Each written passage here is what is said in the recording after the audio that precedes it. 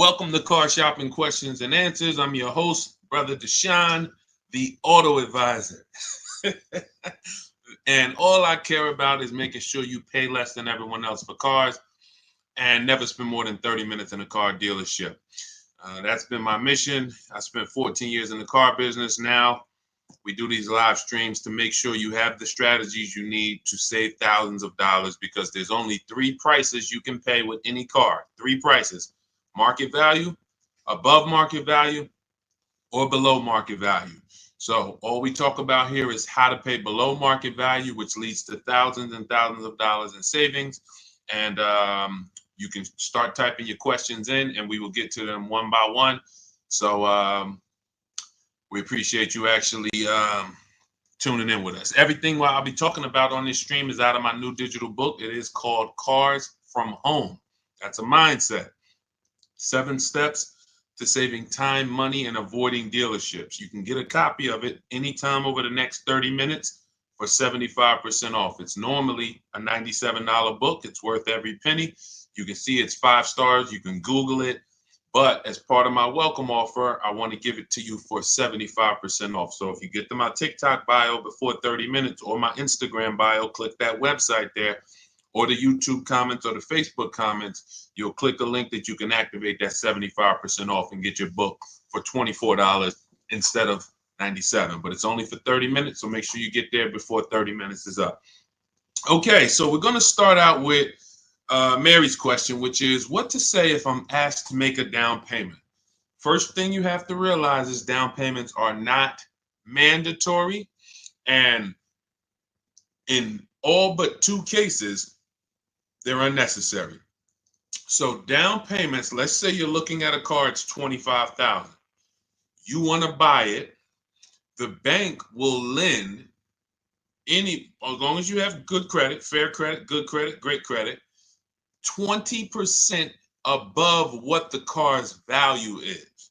So if you're buying a car for $25,000, the bank will lend another, let's call it $5,000. So they'll lend $30,000 against a $25,000 vehicle.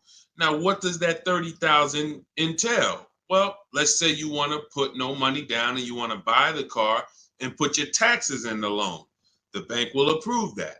Let's say you want to buy it and put your fees, which may be a documentation fee and DMV fees. Those are the only 3 legitimate fees: tax, DMV, documentation. So you put that in there. So now that takes you from 26, 25. With the taxes, you go up to 28. With the fees, you go up to 29. The bank will lend up to 30 or 20% above the vehicle's value, which is 25, which means you can do a no money down deal. It is not required. Let's say the vehicle's value is 25, but because you have no shopping strategy, you pay 28. The bank only is going to lend 30 because the price you paid for the vehicle does not affect the value of the vehicle. If the value was 25 and you paid 28, the bank's lending 30. Now, the same is true if you get a big discount. Let's say the value of the vehicle is 25 and you get it for 20. The bank is still going to lend what? Up to what? Come on, type in the chat so I know who I'm talking to. I need to make sure I'm talking to the locked in people. 30, exactly. So the loan to value ratios don't change regardless of what you pay for the vehicle. Now, as long as you are trying to get a vehicle and be with everything you want to add to your loan is within the loan to value ratios, money down is not necessary, no matter what they tell you. But what you have to understand is if you come over and you have $5,000 of negative equity, now we have to take that into consideration. Can we do a no money down deal with $5,000 of negative equity? Possibly. It's going to go back to 20% above what the vehicle's value is. So you heard, oh, maybe I get a discount, get me a nice deal, below market deal, knock $3,000-4,000 off. and I can bring over more negative equity. But the only two people who cannot do these no money down deals, and more than the majority of it, is the negative equity people, because you just have too much baggage you're bringing over. And then if your credit is too bad, where you're trying to finance everything, but even with credit being bad, they're normally just charging you a higher interest rate. They're not usually, sometimes you'll see a lower loan to value ratio, but typically the 20% is going to be customary. So it's really the negative equity that stops people from doing no money down deals in most cases. When I was at Mercedes, some of you know I worked for Mercedes for 5 years. People with 800 scores would leave with no car. Negative equity. So if you have a lot of negative equity, your goal is to find a car that you can get a huge discount off of, something like, $7,000-$10,000. Even if you look at somebody like Tiffany bought her Mazda using our strategies, using the strategies in my book. She got $6,530 off. Now that's a $44,000 vehicle. So if she had $6,000 of negative equity to bring over, she could do it, because she got a $6,500 discount off the car she was buying. So this is the basis for understanding no money down, Mary.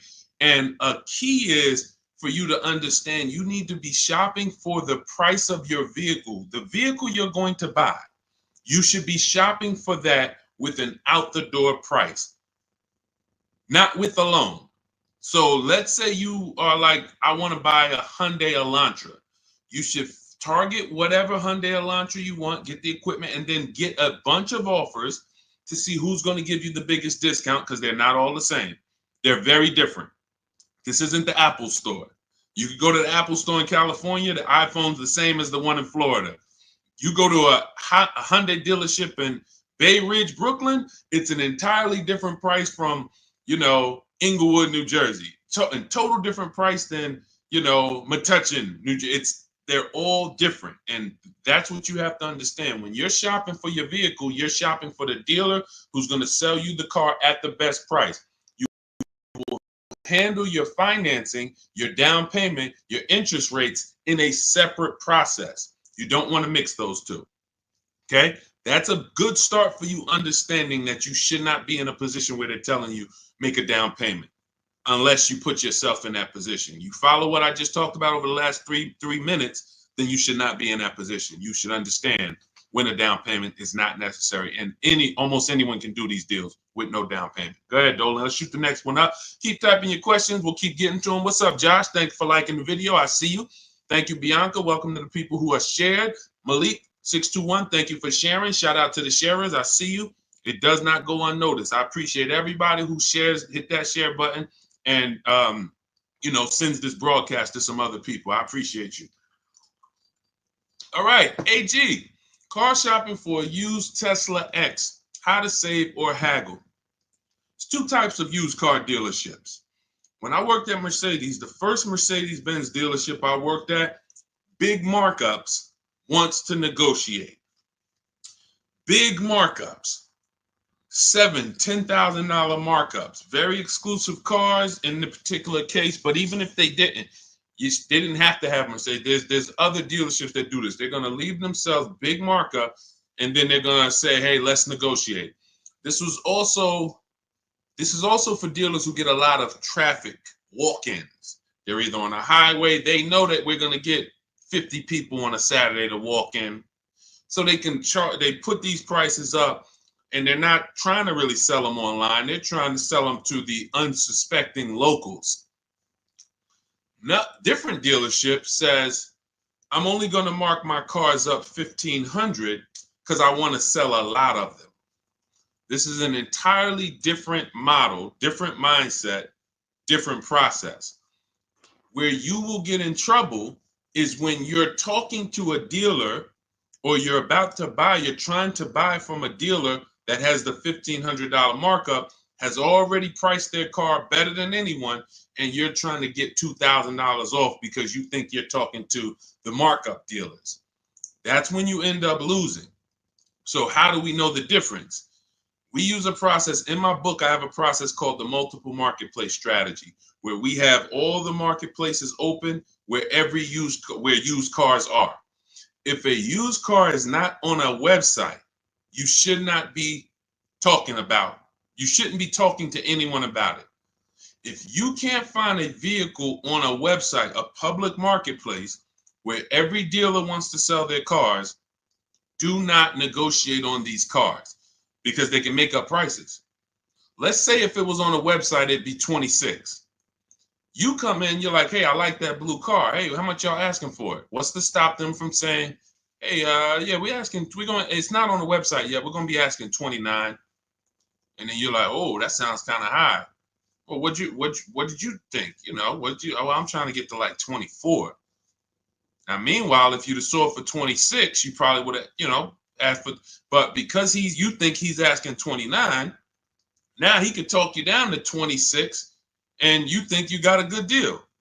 Meanwhile, the price they should have listed it for was 26 to begin with. So that's why it's a dangerous, unwinnable game to ever negotiate with a used car that you can't find on a marketplace, public, because that's where their competition is. So we're going back to our system. We're opening up all the marketplaces, CarMax, Carvana,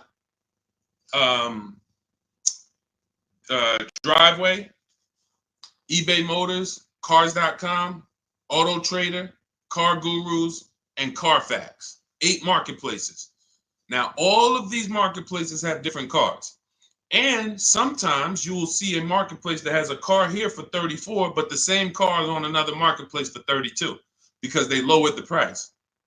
But because you only look at Car Gurus and you're not looking at Carfax, you didn't see that when they lowered the price, this website updates faster than this one. So that's why we're on 8 marketplaces.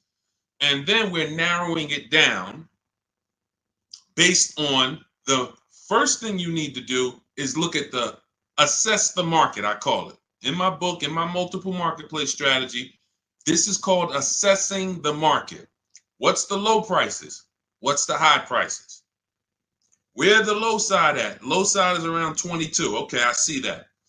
Now, the 22s are going to be garbage cars, accidents, frame damage, title messed up. But every now and then you see one for 22.5, 23, and it has a good Carfax and it has good service record, but it may not be the color you want. So now that has already set the market for you. I want it black, but I see a white one here. It has everything I want, but it's not the color. That means the low side of the market for that car is that.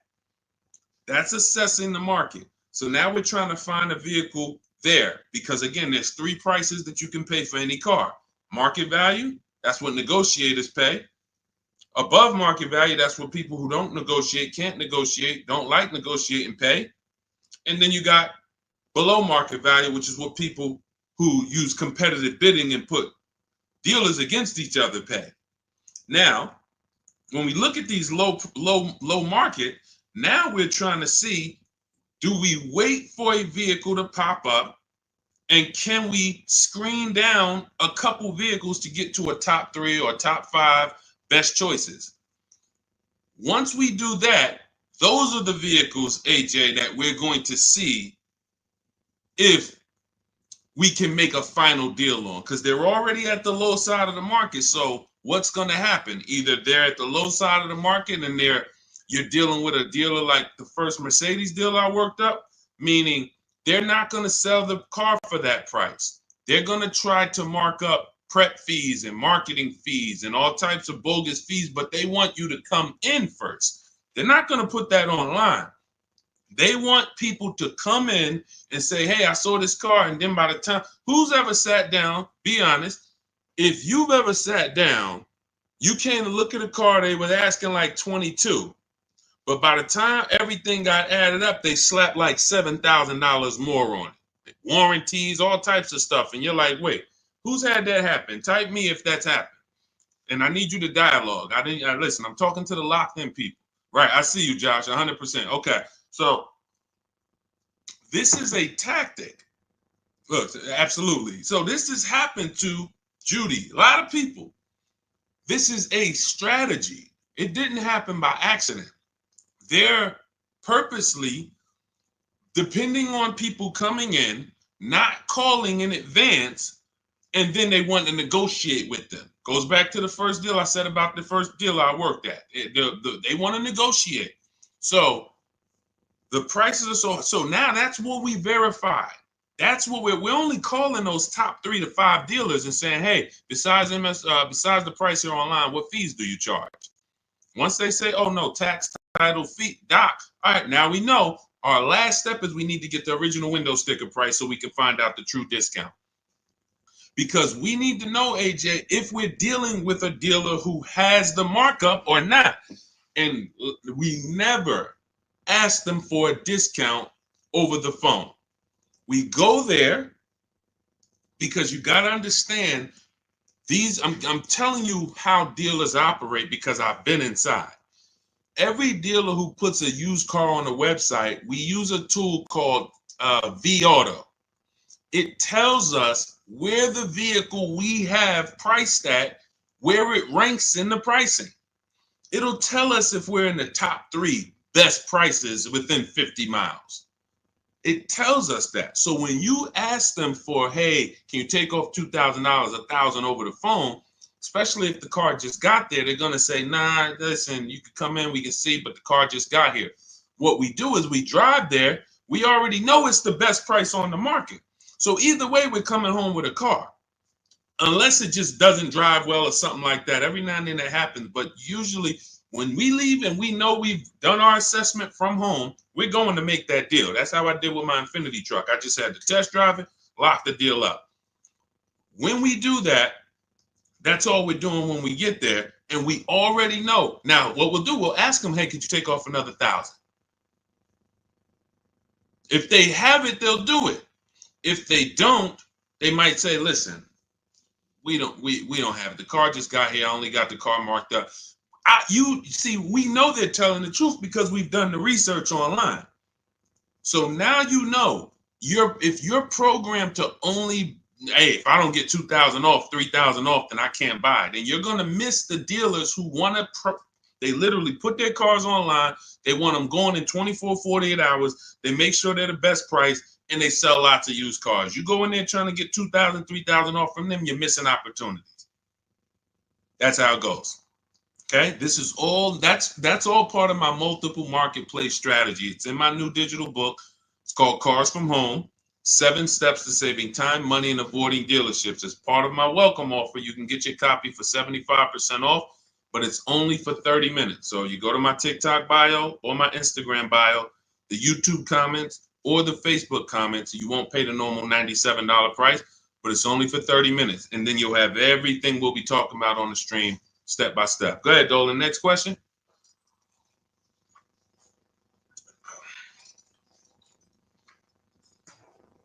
Okay, Mel, what's going on? A 5-year loan to buy a 2022 Jeep Compass.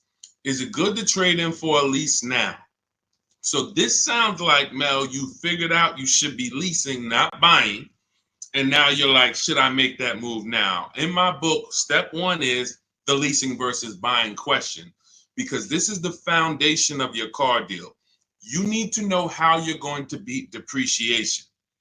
So normally what happens is when people learn about the 8-year rule, which says if you're not buying a car to keep it for 8 years, then you should be shopping for a below market lease, not a purchase. So when people learn that, oftentimes they're like, okay, I know I'm not keeping this car. I'm in 8 years. Should I wait or should I transition to a lease now? There is no benefit to you waiting. As long as your equity situation isn't so bad where it's going to stop you from transitioning to a lease, the play is to move to a lease as soon as possible, because you're not going to get the money back you're putting into owning these cars. The only people that get the money back for owning these cars are long-term owners. 8 years, 10 years. We got people on here who have cars. I'm sure some of you have had cars for 8, 10, 12 years, maybe even more. We usually get somebody on here that has a car for more than 15 years. This is the people who get all the money out the cars. So if you're keeping a car in a short term, you're not getting the money out of them. You're putting the money in, But then when you go to replace it and you see how much you're getting back for it, you're like, wait, all this money I put in, this is all I'm getting back. That's why you don't want to put the money in. And that's what happens with below market leases. You look at somebody like Zafrina. Zafrina's driving a $65,000 vehicle, Jeep Grand Cherokee. I got it here on the screen. She's paying $579 a month, no money down. So $65,000 vehicle, that would normally be $1,200-1,300. She's paying $579 a month, no money down. She's never putting the money in. Raphael, she has a Jeep. This is her second car using our process. This is my second car. Look, she said it worked. Followed a 2024 Jeep Grand Cherokee 4x4. MSRP is $46,000. Well, it's $45,900, but let's say 46. Payments $549. That's a 1.19% lease. That's normally at $45,000 before we even throw the taxes in. That's normally a $900 payment on a 5-year loan. You can type that into any auto loan calculator and see. So you're going from $900 to $549. $900 is what people are paying to buy, unless they put more money down. And then, see, people never factor in their money down. So that's why I always, when I'm talking to you, I'm going to let you know how much it costs with no money down. Because if it's $900 a month with no money down, but you decide you want to put $15,000 down, you can't tell people, well, my car payment's only $700 a month. What about the $15,000? Let's divide that, and then you'll see, no, it was actually $900 a month that you put into this vehicle. So that's why I compare, in every case, no money down, so we can really see how much these vehicles are costing us. So when you're paying $900 a month, you need to try to get that money back. And after a while, you'll see if you pay the car off and you keep it a long time, it makes sense. If you keep a car, somebody just said I had an 03 Camry from day one. Look, 307,000 miles. Now, time heals all wounds. He could have paid $10,000 too much for that Camry. Just overpaid. He didn't know what he was doing. It was supposed to be 20. They charged him 30. But if he kept the vehicle 20 years, do you see how that doesn't quite matter? What would matter is the short term. The short term. So the key is understanding, if I'm not keeping my vehicle long term, 8+ years, I shouldn't be buying, because I'm not going to beat the depreciation. I should be shopping for deals like Raphael got, like Zafrina got, like Jen got, like Ansley got, where they're leasing these vehicles, driving brand new cars, not putting a lot of money into them. They're paying cents on the dollar. These are below market leases. These aren't regular leases. And then you're beating depreciation that way because you're not putting a bunch of money into these vehicles. So there's no benefit, Mel, in waiting. You should do your equity assessment. You've already done step one, deciding whether you're going to buy or lease. Now you move to step two in our process. That's the equity assessment, where you call your bank, get your payoff, then go to the 6 websites we teach that pay cash: CarMax, Carvana, Driveway, KBB Instant Cash Offer, Car Gurus, AutoNation. Once you do your equity assessment, it's going to tell you, do you have positive equity, negative equity? And then you will move to the third step, but you have to do that first. So, but there's no benefit in waiting. None. Not one benefit in waiting longer to stay in a bad financial structure when you can go into a lease. Great question. All of this is in my new digital book. For those of you, you're sitting there, you're like, Deshone, there's no way I'm going to remember all of this stuff. We haven't even started warming up yet.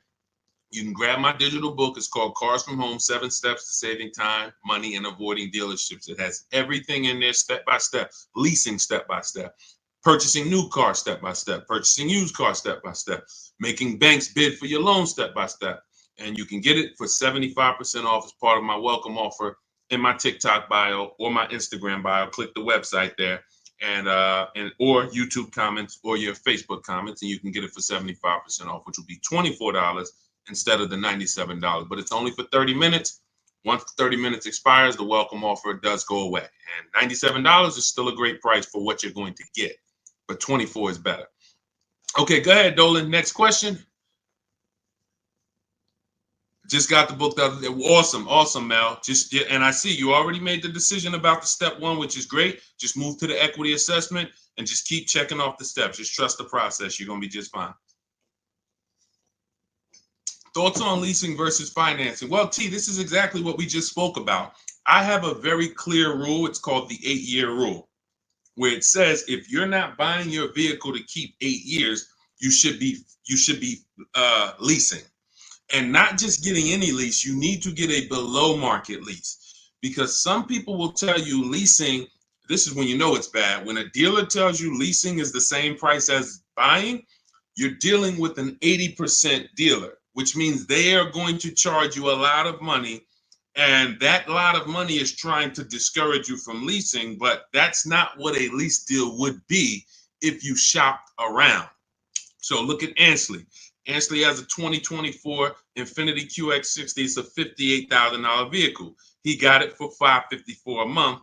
Only first month's payment down. I want you to pay attention to these details. We're not putting money down to get to these payments. These are what is called 1% leases, or anything below 1.5 we consider a good deal. Anything below 1% we consider it a steal. So it's a steal, it's a deal. And over 1%, over 1.5%, I say in my book, it's time to chill. We don't lease those. We don't sign those leases. They're bad lease deals. But look at Jen. Jen pays $512 a month. Now, normally these vehicles that they're buying would be $300 to $400 more per month if they bought them. So when you take somebody like Danielle's Audi. It's a $45,000 Audi, 44 and change. If she bought that vehicle, she's looking at a $900 a month payment, no money down, 5 years. She's leasing it, no money down, $550. So she's paying, call it almost $400 less per month, because we didn't even put the taxes into the price of the vehicle. So if we put taxes into that MSRP, then it might be around $48. And her payment's probably going to be about $950 for 5 years. She's paying $550. Now, let's just to give you an example to understand it deeper, let's say she got a big discount off this Audi. Let's say they knock off even $10,000 for her, which would never happen. But let's just say she knocked off, I just want to prove a point here. Instead of 48 with the taxes, let's say she gets a big discount. She's at 38 now.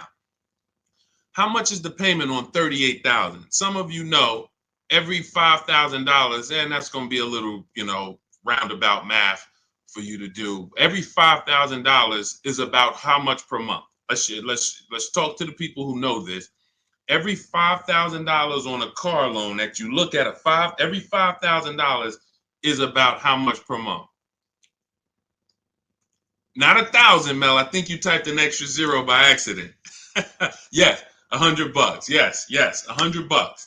Yes, I see a lot of people. Look, thank you, Cleef. Yes, I listen, man. I love the locked in people. Shout out to the people who locked in, following, and learning from what we're talking about here, not just letting it go in one ear and out the other. So when you look at a $10,000 car, you should automatically think that's $200 a month. $20,000 car, $400 a month. $80,000 car, you should be thinking, okay, that's $1,300 a month. So when you have these parameters, you don't get in trouble and you don't let people slap you in long loans. And how my payment so low? That's because you're in a 9-year loan. So when you have these parameters, you can't be tricked. So let's go back to, if she got a big discount off that Audi, 38 instead of 48. She's still looking at a $750 payment, $775. She's paying $550.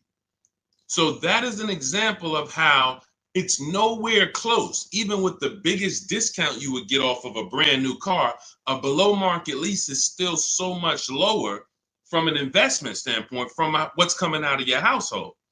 And let's take one more scenario, and this is all tied into the 8-year rule. When I say you can make it easy on yourself and just say, if I'm not keeping the car 8 years, I'm going to shop for a below market lease. Now I'm explaining the math behind it so that there's math behind it. So all right, I didn't just pull the 8 years out of my hat and say, hey, there's math behind it. So let's look at one more scenario. Let's say Danielle, somebody says they want to get a used Audi, because there's some of you you're like, well, Deshone, what if I buy used? Does it still make sense? Does the 8-year rule still apply? Because I'm going to knock, 20, 30% off the price. If I get it used, now it makes sense to buy, right? No, it doesn't. Let's go deep on this. So let's say Danielle, instead of 44, where her Audi is, let's say she finds a nice one for 28. 3-4 years old. I'm being generous. She finds a nice one for 28. With taxes, let's just round it out to 30. That's her all-in price. She finds her a nice 3 to 4-year-old Audi. 1 year left on the warranty, and then she's going to be on her own. $30,000. What's her payment? 5 years. What's her payment? Let's go. Type in. $30,000, $600 a month. Thank you. $600 a month. So we just took some very clear scenarios, and we took 35,000 would be 600 a month. Would be 700. Josh, 30,000 is going to be 600. Yep, you got it. I see you updated it. So now let's look at this. We have a scenario where Danielle's driving a brand new Audi for the next 3 years, $550 a month. Had she bought a brand new one with a dramatic discount, she's still be with a regular discount, she's going to be $900 a month. With a dramatic discount, she's still going to be it was close to it was 38. So 38, still close to almost $800 a month, $775. Then with her used version, if she bought a used version and got a great price on it, 28 plus tax, she's at $600. So every one of those scenarios is much more expensive than the purchase and then the lease, than the below market lease. And frankly, you can't really compare a 3-year-old, 4-year-old Audi to a brand new one. You just can't. Because you're only you're paying $600 a month, I'm paying $550, but the benefits even outweigh that. You're gonna have no warranty after a year. Anything goes wrong, you're on your own. You're going to, 3 years from now, your vehicle's going to be 7 years old. 3 years from now, I'm going into a brand new, another version, 2028 or whatever's going to be out then. So there's no comparison. When does the buyer win? The buyer wins in the long run. You can see the buyer's losing in the short term, right? In every one of those scenarios I just laid out, the buyer is clearly losing. Brand new car buyer paying $300, $400, $500 a month more than the below market lease, losing. The used person got a payment closer to the below market lease, but look what they're driving. 3-4-year-old car. It's going to have no warranty soon. They're going to be on their own. And then the majority of that time they have it, they're going to have no warranty. That is the life of the buyer. But after 8 years, the money paid starts to stack for the lease person. Because if I'm paying $550 a month, all right, let's say Danielle gets 3-4 Audis in a row. She just got 4 Audis, every single one of them, she gets below market deal $550. Below market deal $550. After she gets to year 8, she's paid more than these other people. Year 8, she's paid more. So at that particular point, financially, the buyers are ahead. But before that, the buyers have lost because Danielle's driving better vehicles for less. That's why it's the 8-year rule. This is the first decision you make, because if you make this wrong, you lost. If you go in to buy a car, if you go in and you buy a car, but you should have leased, you lost. I just showed you. Doesn't matter how good of a deal you got. Man, Deshone, they knocked 15% off for me. Does not matter. If you're going to replace that vehicle in 3, 4, 5 years, you would have been better off getting a below market lease and never tying up all of that money in the vehicle. That makes sense? Type $signs if you're clear on that. Type $sign, $sign if you're clear on that. All of this is in my new digital book. That's step 1. It's called Cars from Home. It's 5-star rated. Thank you to everyone who's reviewed the book and rated it. And it's called Cars from Home, 7 Steps to Saving Time, Money, and Avoiding Dealerships. That was step 1, which is our leasing versus buying question. That's how we put our deal on the right foundation. And that's the most important question. It's literally called that in the book, the most important question. How many years are you going to keep the next car? That's when we decide leasing versus buying. So as part of my welcome offer, you can get your copy of Cars from Home for 75% off in my TikTok bio or my Instagram bio. Go to click the picture of me, click the website. and then you can activate your 75% off for the book, but it's only for 30 minutes. Also in the YouTube comments or the Facebook comments. After that, price goes back up to $97. Welcome offer is gone, but go get your book and come on back to the show. And make sure when you get the book, you screenshot the thank you page, because on that thank you page is the link to open the book. I also email you a copy, but sometimes you type in your email wrong, you type in too fast, and that screenshot has my support team's email, where you can email my support team just in case you type your email wrong and your book's not in there. So go ahead, Dolan. Next question. Keep them coming. Keep typing your questions, y'all. We will get to as many as we can while we're on. How do you calculate the negative equity? This is a great question. Negative equity, you want to calculate based on your highest possible offers. When you calculate your negative equity based on anything but your highest offers for your vehicle, then you are now putting yourself in a position where you have more negative equity than you would have. So let's say you go into a car dealership, which we never do, and talk numbers. We go into a car dealership, test drive, pick up our car, but you're there, you're talking numbers. Now they look at you and they tell you your car is only worth 16. You have $6,000 of negative equity. That means you owe 22. So your car's worth 16, you owe 22. They're telling you you have $6,000 of negative equity. Now, the problem is, if you believe that without actually doing what we call the equity assessment, which is getting bids for your car from companies that pay cash. They buy cars same day, you come out, or sometimes they send an inspector. It's a very quick process. They cut you a check and they pick up your car, right? There's 6 companies we use right now to do that. Carvana, CarMax, Driveway, Kelly's Blue Book, Instant Cash Offer, AutoNation, and Car Gurus. Now, these 6 companies bid, we get their bids. Now, let's say CarMax decides they can pay you $19,000.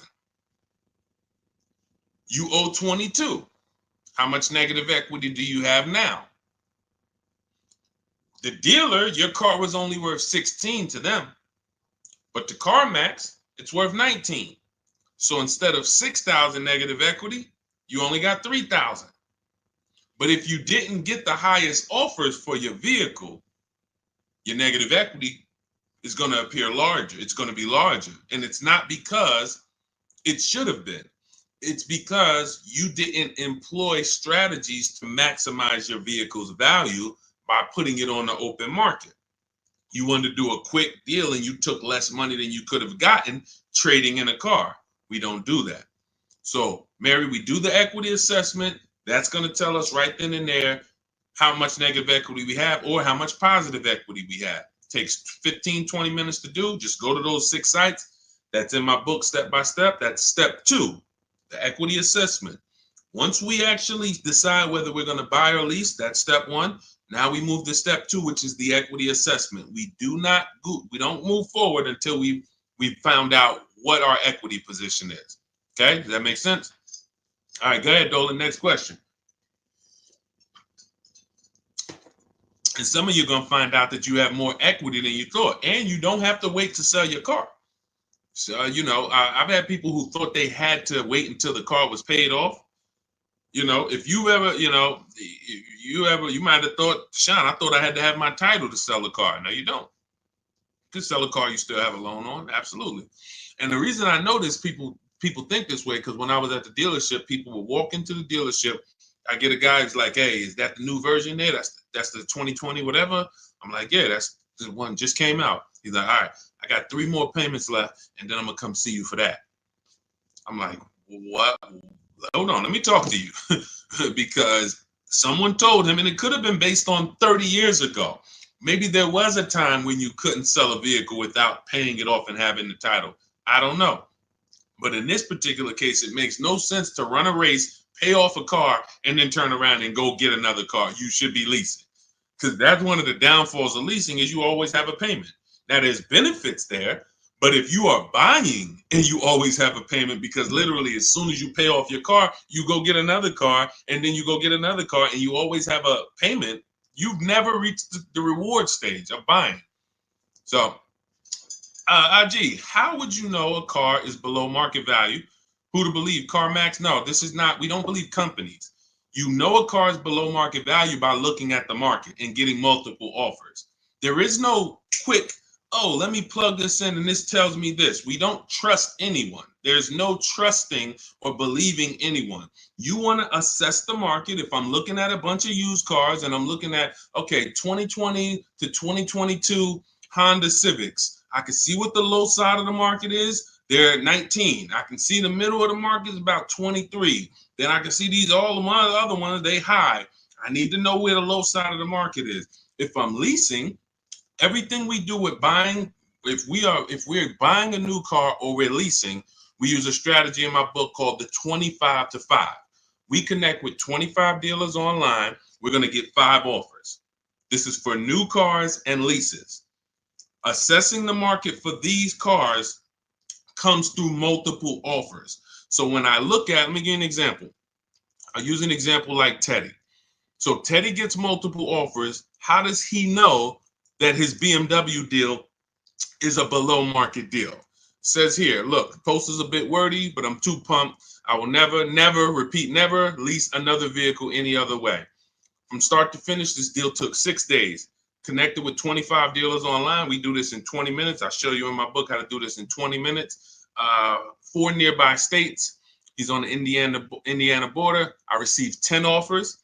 I only use the scripts provided. So I provide you with email scripts, copy and paste, because I know everything these dealers are going to say. Obviously, I was a car dealer for a long time, so I know the canned responses. So I wrote the email templates to respond to them. Now, he ends up, this is a $73,000 vehicle. He closed his deal at $856 a month, no money down. Now, how does he know $856 was the below market deal for his BMW? Because his highest offer came in at $1123. So you can see my highest offer during this process from a different dealer was $1123. Look, the dealer closest to me, the local dealer, came in at $986. So his closest dealer is $986. His highest offer is $1123. He closes his deal at $856. It's clearly below market value because he sees the market. The only way to get below market deals is to look at the market. That's why we have the best system for getting multiple offers on new cars and leases. Or if we're shopping for a used car, we're looking at multiple options. That's the only way. That's why I said there's 3 prices you can pay for any car. If you're going to buy a car, lease a car, if you're going to buy a new car, buy a used car, or lease a car, there's 3 prices you can pay. Market value, that's what negotiators get. They don't know if they're actually getting a below market deal. They're just negotiating to try to get to the bottom. But they don't know they're at the bottom because they don't even know if they're at the dealership. Let's just say, let me go back to Teddy's deal. Let me show you an example of why you can't get a below market deal from the wrong dealer. This Teddy's local dealer comes in at $986 a month. Now, we have counter offer calculators in my book. His $986 from his local dealer is not the first offer. That's the last offer. That's, hey, we're not doing anything lower than that. The highest offer, $1123. We're not doing anything lower than that. So if somebody's in there and they're negotiating with one of those dealers, they're not going to get to $856. They're at the wrong dealer. They're at an 80% dealer, and 80% dealers want to make a certain amount of money or they're not going to sell the car. If they can't make $5,000, they're not going to sell a car. $7,000, whatever it is, I'm not going below this. Meanwhile, the dealer who beat everyone's offer at $856, maybe they only made $2,000. Maybe they only made $3,000. Who knows? But the point is, they said, I don't need to make all that. I'm going to beat my competition and sell this person a car. That's a 20% dealer. That's why I say negotiators pay market value. People who don't, if you don't negotiate and you're like, man, Deshone, I just go and I close my eyes and just wake me up when it's over and I could drive out of here. You're going to pay above market value. So you're gonna, because you just don't have any, you don't have any fight in you, you have no strategy. But below market is reserved for the people who are putting dealers against each other, because it's the only way to know you got a below market deal is when you can look at enough options and know that you paid less. It's like this with anything. It's not just cars, TVs the same way. If you were buying a 100-inch TV, how would you make sure you're getting a good deal? You're going to look at probably 30, 40 TVs in every website. Then you're going to be, oh, this one's on sale, $699. All the rest of them is $900 and $1,000. Clearly, that's the below market deal. Same principles. Same principles. Go ahead, Dolan. Next question. You know, coincidence. All I do is teach you to shop for cars like you shop for everything else. Everything else in life, you shop this way except cars. Cars, you shop a way you wouldn't shop for anything else the way you shop for cars. Think about that. Am I right or am I right? Type right if you know I'm right. The way you shop for cars and buy cars, you won't buy anything else like that. You don't buy houses like that. You don't buy jewelry like that. You don't buy, maybe jewelry. That's a little, you know, because it's sometimes tough to put people against it. But you don't buy TVs like that. You don't buy furniture like that. Just walk in and, all right, go back and forth. No, you're comparison shopping. You're using the internet as your friend to get the information and start to have multiple options. That's all we do when it comes to cars. That's why we win easily.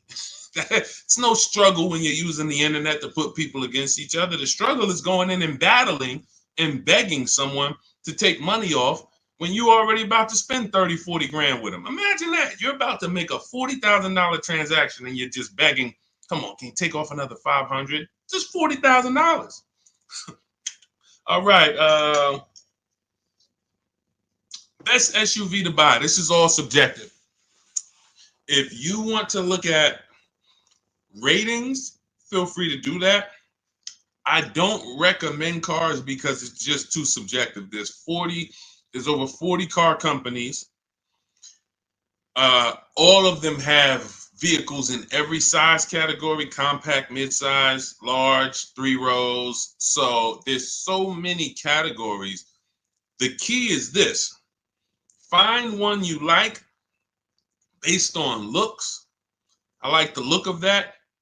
And then you can come home and do what we call a quality check. This is in my book. This is in step 4. This is when we make sure the car we're shopping for is a good car. Some vehicles have a bad DNA. I want you to remember this. DNA you can't get around. You cannot repair DNA. So if a Nissan has a particular transmission that goes out between 80 and 90,000 miles, I never get it, because I would never buy that car, because there's nothing I can do to escape what might happen. It's just literally the luck of the draw. Maybe mine doesn't go out at 80, 90,000, but these vehicles are known for the transmissions going out from 80 to 100,000 miles. That's why you'll notice a lot of Nissans for sale. They got like 80,000 miles on them, 90, because people get rid of them right when the transmission starts slipping or right before it goes out. That's what happens. So you can, and this is not all Nissan. So you need to, we always type in the actual car to Google, and we type in 2000, we put the year, the make, the model, 2000 Honda Accord reliability, 2018 Nissan Altima longevity. There's three words that we use that you need to get familiar with: initial quality, reliability, longevity. This takes 5 minutes to do. Initial quality tells you, what does the data say? What are people saying about the vehicle the first 90 days? So if you're leasing a car, you're going to buy a car new or you're going to lease it, you need to know what the initial quality reports are. What are the owners saying the first 90 days of the vehicle? Is it in the shop? Is it electric problems, little malfunctions, blind spot, whatever? That's initial quality, first 90 days. Reliability is your first 3 years. So you need to know, what are people saying about this car, not my neighbor. Not my neighbor. My neighbor owns one of them. There's 10,000 out here. What are they saying? Maybe my neighbor got a good one. You know what I'm saying? Your neighbor might have just got a good one. But I need to know, what are people saying about this vehicle the first 3 years? That's reliability. And then longevity is the long run. 7, 8 years, the engine. People, you're going to see people like Motor Trend and Vehicle Engines, all these websites that all they do is study engines and longevity. What are they saying about this vehicle? Are they saying that the transmission's known to go out? Sometimes you'll type in 2018 Kia Sorento longevity and you'll see right at the top, with proper maintenance, these vehicles are known to last 200,000 miles. That's a good sign. Now all we need to do is make sure we're getting a good one that has been properly maintained. But that's the DNA. So when you ask the best SUV to buy, my goal for you is to avoid the vehicles that have bad DNA. They have bad data. Could be a year. Could be the 2018 was trash, but then they saw that the 2018 was trash and they changed it, and then they made a better 2019. So it's all up to the year. I appreciate it, Rob. Thank you so much. Go ahead, Dolan. Next question. That's in step 4. See, that's shopping, not buying. We have 7 steps in our process. Most important question, step 1, equity assessment, step 2, deal focused budgeting, step 3, shopping, not buying, step 4, multiple offers, multiple options, step 5, paperwork and protection, step 6, and delivery is step 7, pickup or delivery. That's it. So everything I'm teaching on the stream is always going to be out of one of those steps. And for those of you who have the book, here's what you should always be asking yourself. Where am I at in the process? What step am I at in the process? Because you've come from not having a process. So you don't know what to do first. Should I be thinking about my trade-in? Or, oh, matter of fact, wait, he said don't trade. And then, all right, when do I get my loan? Do I get a pre-approval? You don't know where these things go, what order they go in. But I do. That's why we created a 7-step process that accounts for everything. So you always want to be asking yourself, where am I at? What step am I on, to make sure, all right, listen, why am I focused on budgeting right now and I haven't even decided how many years I'm keeping the car? That's my first step. That's what it's about. Okay, Judy, my Jeep lease is up in 2 months. Strange lease of 5 years. Would you finance the car at the end? You've had the car long enough and you're not owning it. So whatever type of financial deal that you went in on this, it was not a good deal because you're paying way too long on a car that you're not going to own. That's the reason we don't buy our leases. We don't do 4-year leases. Paying too much, unless you're paying like $200 a month or something ridiculously low, where you add up all the payments, add them all up. Look at it. All right, I gave them $2,000 up front, and then I paid $400 a month, and I've been paying $400 a month for 5 years. That's 60 months. All right, wow. All right, I paid them a lot of money. Add that up, and you'll see, compared to the MSRP, I paid way too much for this car that I'm giving back. So that's why I wouldn't suggest you buy it, because if you're not going to keep it long term, normally with a lease, it's broken into 2 sides. It's a part you're going to use, and then it's a part you're giving back to them. You're not paying towards that part. Let's say it's 50-50. You could stretch your side out. You got to pay half this car.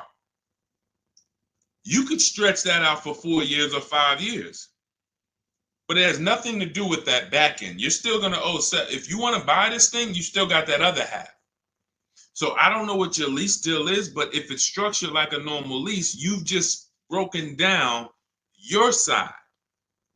You're not paying it. Now, if you've paid into the car, 60-70% of the car, but I don't think you have, because that wouldn't be a lease. That would be a loan. That would be like, hey, I'm paying the car off. I paid it off for 5 years. I only got 2 years of payments left.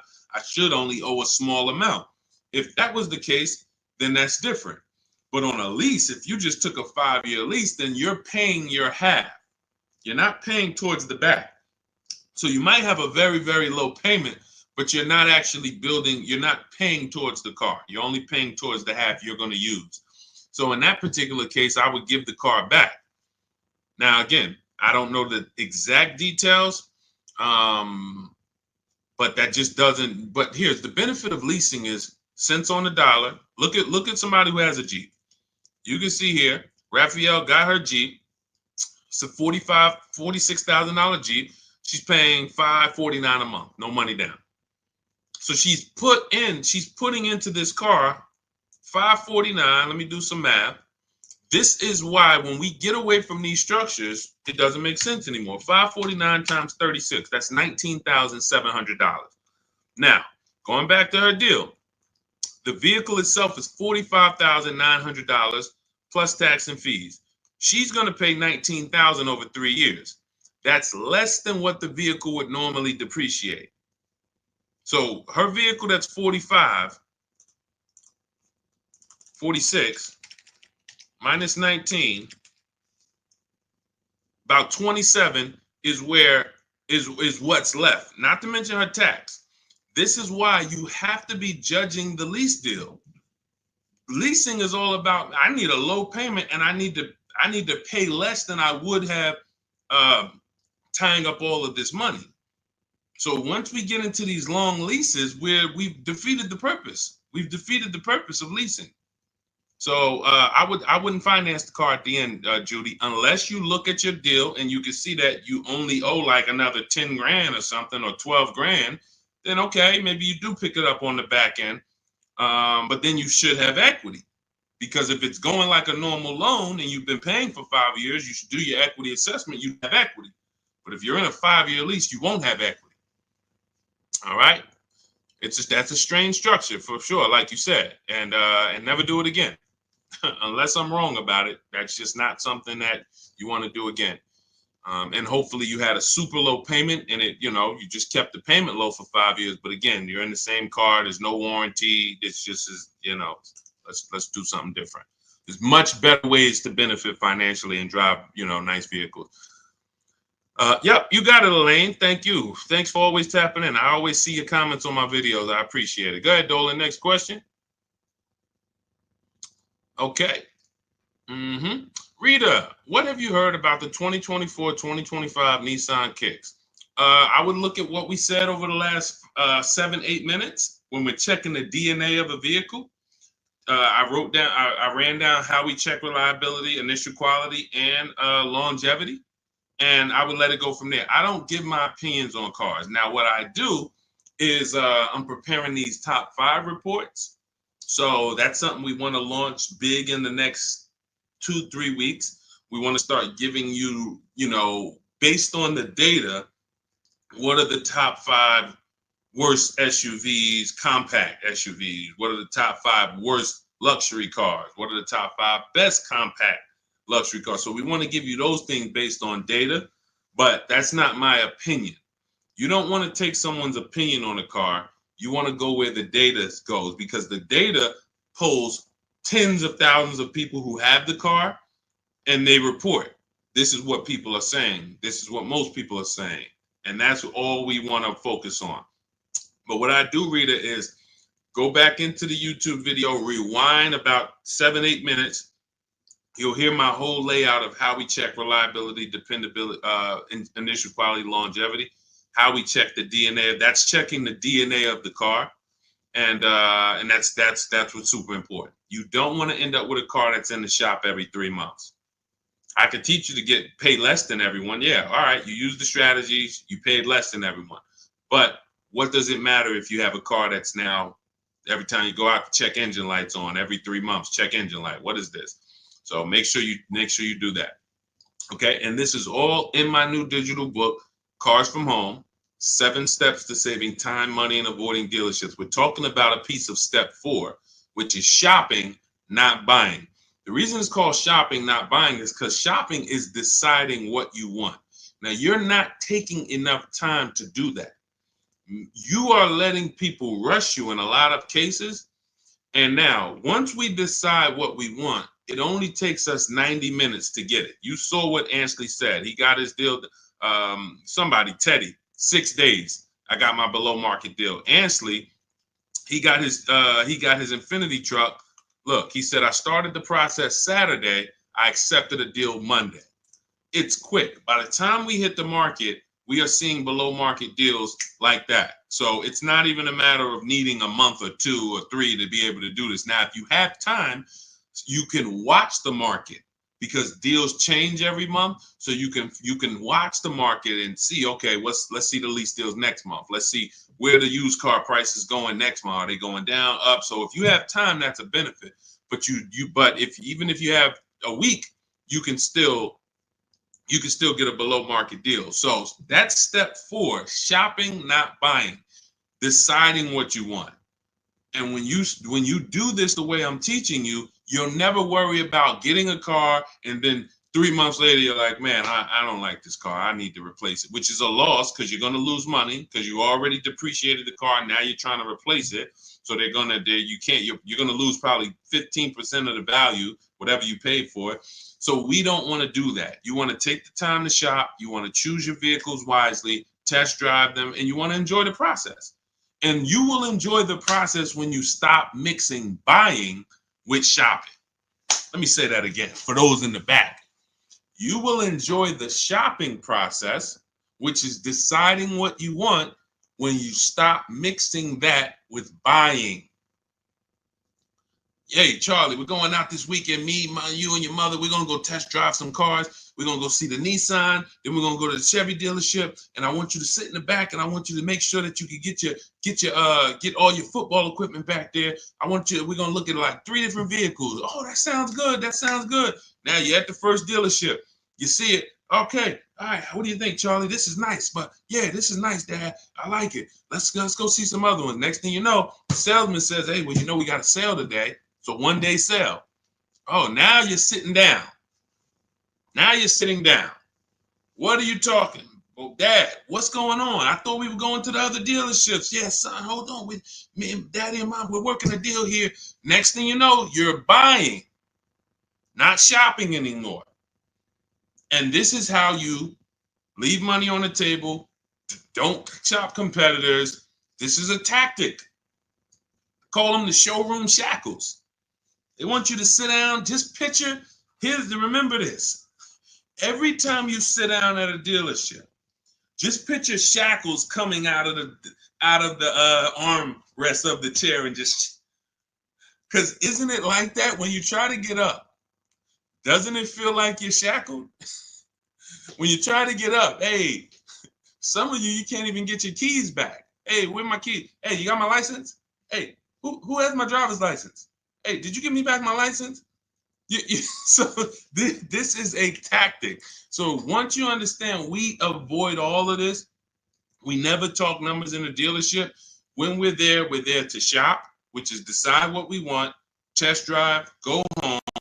If that's the vehicle we want, we will be reaching out to buy it from home, online, by email. And if you're going to do it your way, you can call around, you can call them, but do not discuss numbers at the dealership. It's a losing battle. You have no leverage there. Go ahead, Dolan. Next question. All right. If you're getting value out of the stream, can you type a $, $, $, just send $, $. Let me know you're getting value out of what we're doing. Every time I see the $, I appreciate it. It lets me know we're connected and you're getting what we're talking about. Thank you, Sherwin. Thank you, Raphael. Thank you, Rob. Appreciate you. All right. Listen, let's go. Next question, Dolan. Yeah. Thank you, Jeremy. I appreciate it. I see you. Thanks, Tracy. Which value guide do most lenders use to determine value? Probably NADA.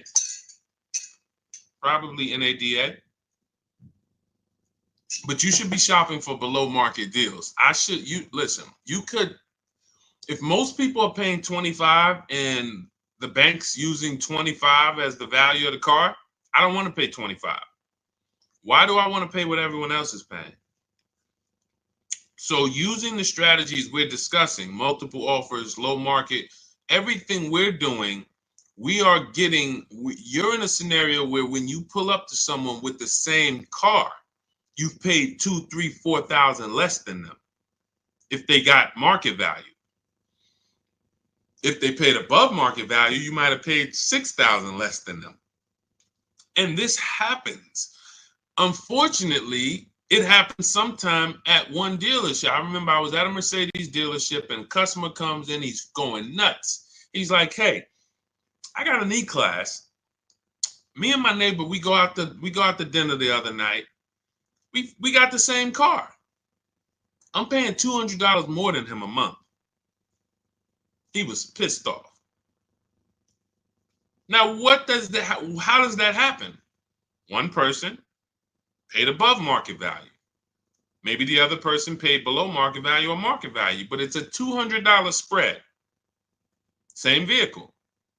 So when you're using what we're talking about, what you're learning in my book, what I talk about on these streams, you are not anywhere near what lenders should be looking at you and saying, man, that's be good. I don't know how you got the vehicle for that price, but that's a good loan to value ratio. In case the vehicle gets totaled, we know that we're in a good position.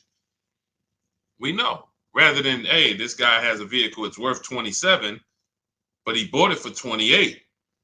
He's cutting this thing close. He needs gapping. So, all we care about is below market. We're not interested in none of these high prices, and how bad they are for other people, unfortunately. Go ahead, Dolan.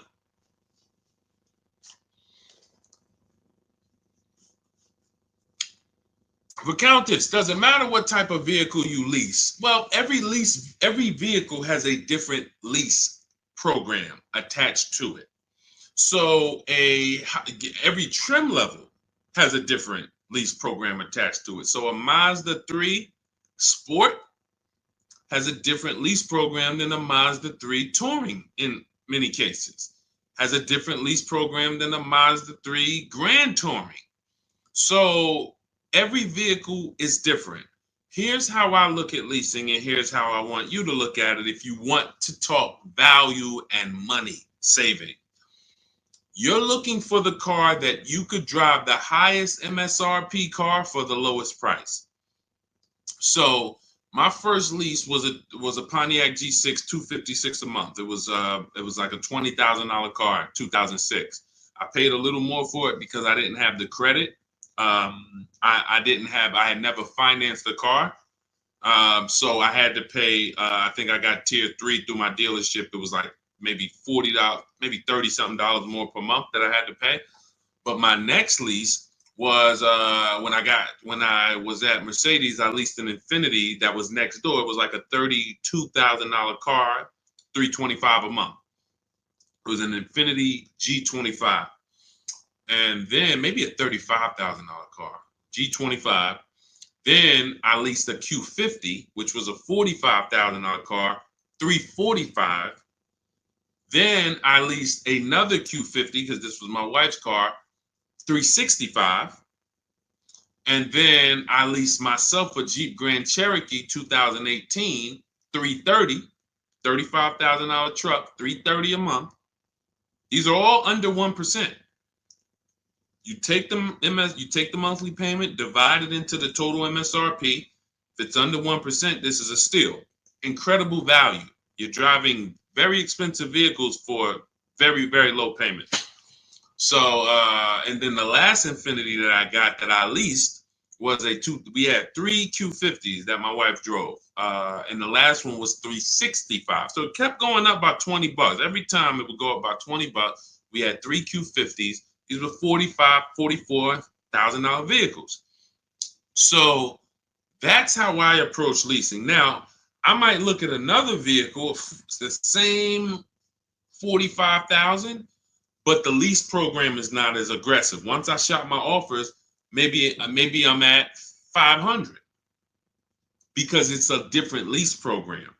The lease program, in order to be at a 1% lease or close to it, you need a lot of support from the manufacturer. You need rebate, you need incentive, and then you need to get bids. So you can have a great lease program, but if you're at an 80% dealer, you're not going to see these deals that I've been showing this whole stream. You're not going to see any of these deals. You need a great lease program, and that combines with the bids that you're getting. And then once you get that, you can see, am I at 1%? Am I at 1.2%? Am I under 1%? Zafrina got a 0.88% lease on that Jeep Grand Cherokee, the electric version. She got a 0.88% lease. Ridiculous. $65,000 vehicle right here. She's paying $579 a month. No money down. $65,950, $579. That's a 0.88% lease. Ridiculous value. Ridiculous value. So the lower value, the lower percentage, the better. I max it out in my book. I teach you the 1.5% rule. 1.5%, we don't lease above that. We don't lease cars where the lease deal is above 1.5%, because when you add up all the payments, you're paying too much for a car you're giving back above 1.5%. It doesn't make any financial sense to lease the vehicle at that point. We just go to another vehicle. I've had people that said, Deshone, I wanted to lease the Range Rover. I got all my offers back. It was 1.6, 1.7, 1.9, 2. What do you think? I said, pick another vehicle. Go back to the Range Rover in 3 years. Maybe it'll have a better lease program then. There was a time, I remember Range Rover Sports had a great lease program. There was a time where the Velar had a great lease program. It goes away. And then they're like, hey, you know what? We need to sell some of these. It comes back. So, but it's so many vehicles out here. It doesn't make sense to lease something where you can't get it for below 1.5 or even lower, because there's just so many vehicles. You can find one with a great lease program using what I teach. Every vehicle you shop, it's only going to take you 90 minutes to see the market. Once you get to step 5 in my process and you're actually shopping the market for lease deals, it only takes 90 minutes to go to the websites, copy my scripts, and then get the offers back. So you can do this for 3-4 vehicles over a weekend if you want. But that's what you need to do, and then you determine what's the best value for me. Simple. I'm only leasing vehicles that I know I can drive them for cents on the dollar, and they're expensive vehicles. I don't even do 1.5. Sometimes you'll see somebody, they really like a vehicle. I always say, if you really like a vehicle, you shouldn't be leasing. If you're leasing, you don't love a vehicle. So let's put that out there. If you're switching vehicles every 3, 4, 5, 6 years, you don't love the vehicle. People who buy their vehicles to keep 8, 9, 10 years, then we can talk about love. But leases, they so fast. You lease a vehicle in 2.5 years, you got to start thinking about what I want next. 2.5 years, what I want next. So there's no love here. You just find something you really like that has a great lease program where you could pay these low prices, and then you move on and you do it again in 3 years. Don't fall in, that's what leasing is about. All right. So, and look, I saw somebody say that Audi, there's no rhyme or reason. All you can do is pick a vehicle, shop the market. There's no Audis have the best lease deals, Jeep Grand Cherokee, because look at how many vehicles are within Audi. You have the Audi A4, and then I told you have different trim levels. You have the Premium Plus package. You have Audi A6. You have the Honda EX, EXL, Touring. These are all different lease programs. So there's no way for you to say, oh, well, I know Jeep Grand Cherokee Limited, they have a good lease program. No, you pick a vehicle, shop the market. None of these people who got these lease deals thought that, or none of the, even the people who purchased, no one, Sean saves 20 grand off his F-150 Lightning. He didn't know he was going to save that much money. Kimberly, Maserati, she gets $21,000 almost off the vehicle. She didn't know that. She didn't pick the Maserati because she knew she was going to save $20,000. She said, hey, Maserati's my first choice. Let me go shop for it. Oh, below market deal on this is $20,000 off. That's the way it works. Look, at the time last year, Eddie bought this 2023 Toyota Camry hybrid. They were extra hot at the time. He shops his best offer at that time is $2,086 off of MSRP. They had no rebates. He got multiple offers, and he said there were several dealers still charging MSRP over MSRP. Now, the market's changed on these in a year, but at the time, that was the below market deal. So no one goes in knowing how much a below market deal is going to be. You pick your vehicle, use my strategies, you get your offers, 24 hours, 48 hours, you have all the offers, you can see, how does it look? You got 5 offers, 7 offers, how does these look? Oh, wow, I'm saving $6,000. That's the best offer. All the other ones are saving me less than that. Oh, here, I'm saving 10 grand. Then you make your decision. Simple. And once you know how quick it is to actually do this, it's going to blow your mind, because you're going to say, any vehicle I'm considering, I can shop the market on it in 90 minutes and know what the below market deals are. Very empowering. So everything you're learning is out of my new digital book. It's called Cars from Home: 7 Steps to Saving Time, Money, and Avoiding Dealerships. This is a 7-step process for below market leases, below market new cars, below market used cars, step by step, A to Z. There's nothing left to chance. You can get your copy of it for it's normally $97, but 75% off, as long as you get to my TikTok bio before the 30 minutes is up, or my Instagram bio, or the YouTube comments, or the Facebook comments. That's my welcome offer. It's a digital book, so it will be in your inbox immediately. As soon as you get your book, make sure you screenshot the thank you page, because that does have my support team's email, just in case you type your email wrong. We can't email a book to a wrong email, so you could always reach out to my support team. And also on that page is the link to open the book. So as soon as you get it, you might want to open it, save it to your computer, but save the master link, because anytime I update the book, you actually get the updates. A couple months ago, Vroom went out of business. Vroom used to be in our equity assessment, used to be on our used car marketplace reports. They go out of business. We got to delete them. I went into the file, removed Vroom. Everyone who opened the book after that never saw Vroom again. So you keep the master link. That way, when I update the book, you get it. I don't charge for updates.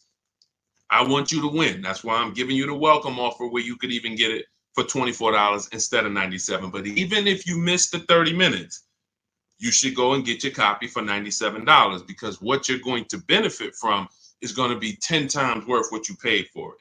But if you get there before 30 minutes, you can actually get it for $24 instead. So go get your book. I appreciate you tuning in. I want to see you win. Make sure you email me your car deals when you make them. Send them to me by email. I love to see your deals, so I can bring them into the show and keep, talk about you the same way I'm talking about everyone else. And we'll make this happen. Keep unlearning. Leave everything you learned at the door. When you get my book, don't bring any of your old ideas to me. Trust our process. Leave all of that old way at the door, and your success is guaranteed. So I'll see y'all on the next stream. God bless you.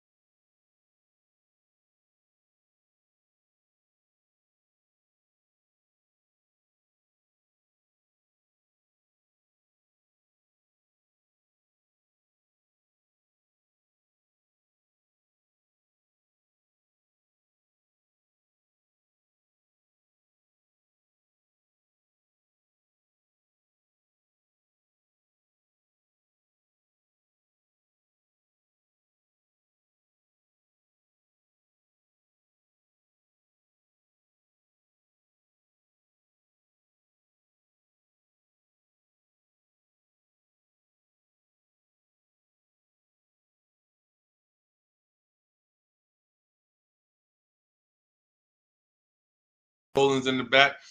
Welcome to Car Shopping Questions and Answers. I'm your host, Deshone the Auto Advisor. This is all we do here, is make sure that you have the answers you need to shop the way you should be shopping in this car market, and in any car market. You should be putting dealers against each other. So all I do is make sure that you know what you need to do. We don't hold back. There's no fluff here. We get down and dirty.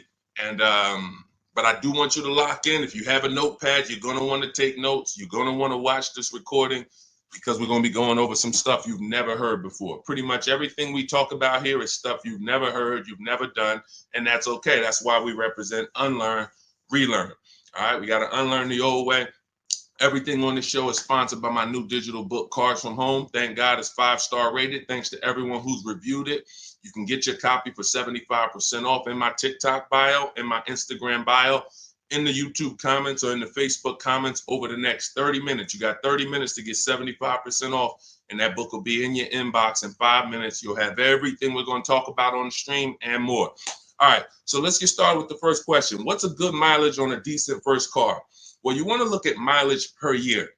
So if you're looking at a car that's 5 years old, you want to consider average miles driven is 10 to 12,000 miles. That's average miles for a driver. So if you look at a 5-year-old car, 60,000 miles is just fine. You're looking at an 8-year-old car, 8 times 10, 80,000 miles, 96,000 miles. That's perfectly fine average miles for that car. Now, some people like to get below average miles. That's fine too. You know, anything above that. But here's what's more important than the mileage on the car. Service records, absolutely paramount. In fact, let's go to what really makes the car good or not, the DNA of the car. The DNA of the car is things that can't be fixed even when the first owner took care of the car. You might have a car, we always do what's called an initial quality check, a longevity check, and a reliability check on each car. I'm going to show you how to do that very easily. It takes 5 minutes. All of the stuff that I'm talking to you about takes minutes, not hours to do using a computer.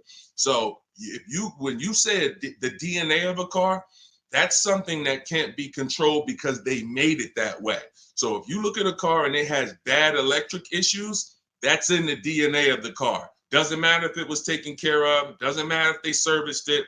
It's built in. Some cars, when you do your longevity check, let's say you're looking at a 2018 Nissan Sentra. You type into Google 2018 Nissan Sentra longevity. You're going to see, hey, some of these vehicles have electrical transmission problems at 80,000 miles, 90,000 miles. It's in the DNA of the car. Doesn't matter if you got a good one. Doesn't matter if you got a bad one. Chances are you're going to deal with these issues. So what we do, any car you are looking at, a used car, I want you to type in the year, the exact year of that car, and then type in reliability. That's going to tell you what they said about the car the first 3 years. You skim the articles. You don't need to read. All you're literally doing is skimming that first page. If you see this car has less than normal reliability, less than average reliability, you want to look for red flags. Then, once it passes the reliability check, then you type in 2018 Nissan Sentra longevity. Skim the articles. You'll see things about the engine. You'll see, okay, these engines last 200,000 miles. You'll see any red flags. You look at that first page, skim it. That's going to tell you everything you need to know to see is the data showing on these cars that it's bad. Don't listen to your neighbor. Your neighbor has one car. Hey, I love this car, but there's 10,000 other people with that same exact car, and maybe 20% of them are having an issue. So go where the data is, type in that search. It's very easy to do. That's in step 4 of my book, which is called Shopping, Not Buying. All of that is we do a 7-step process, and we do not buy any car or lease any car without checking the DNA of the car, which is the data.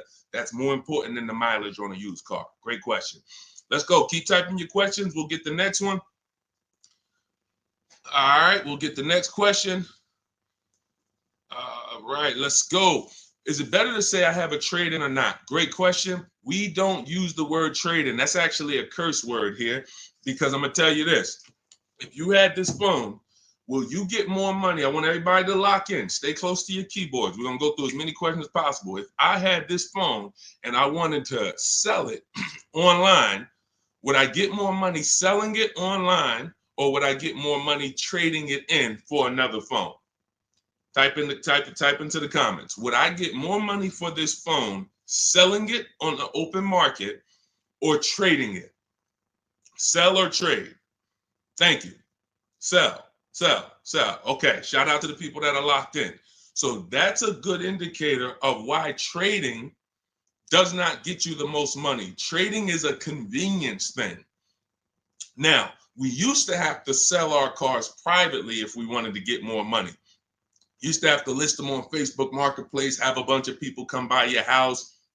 They're driving it. Hey, you mind if I look under the hood? Strange people. We don't have to do that anymore.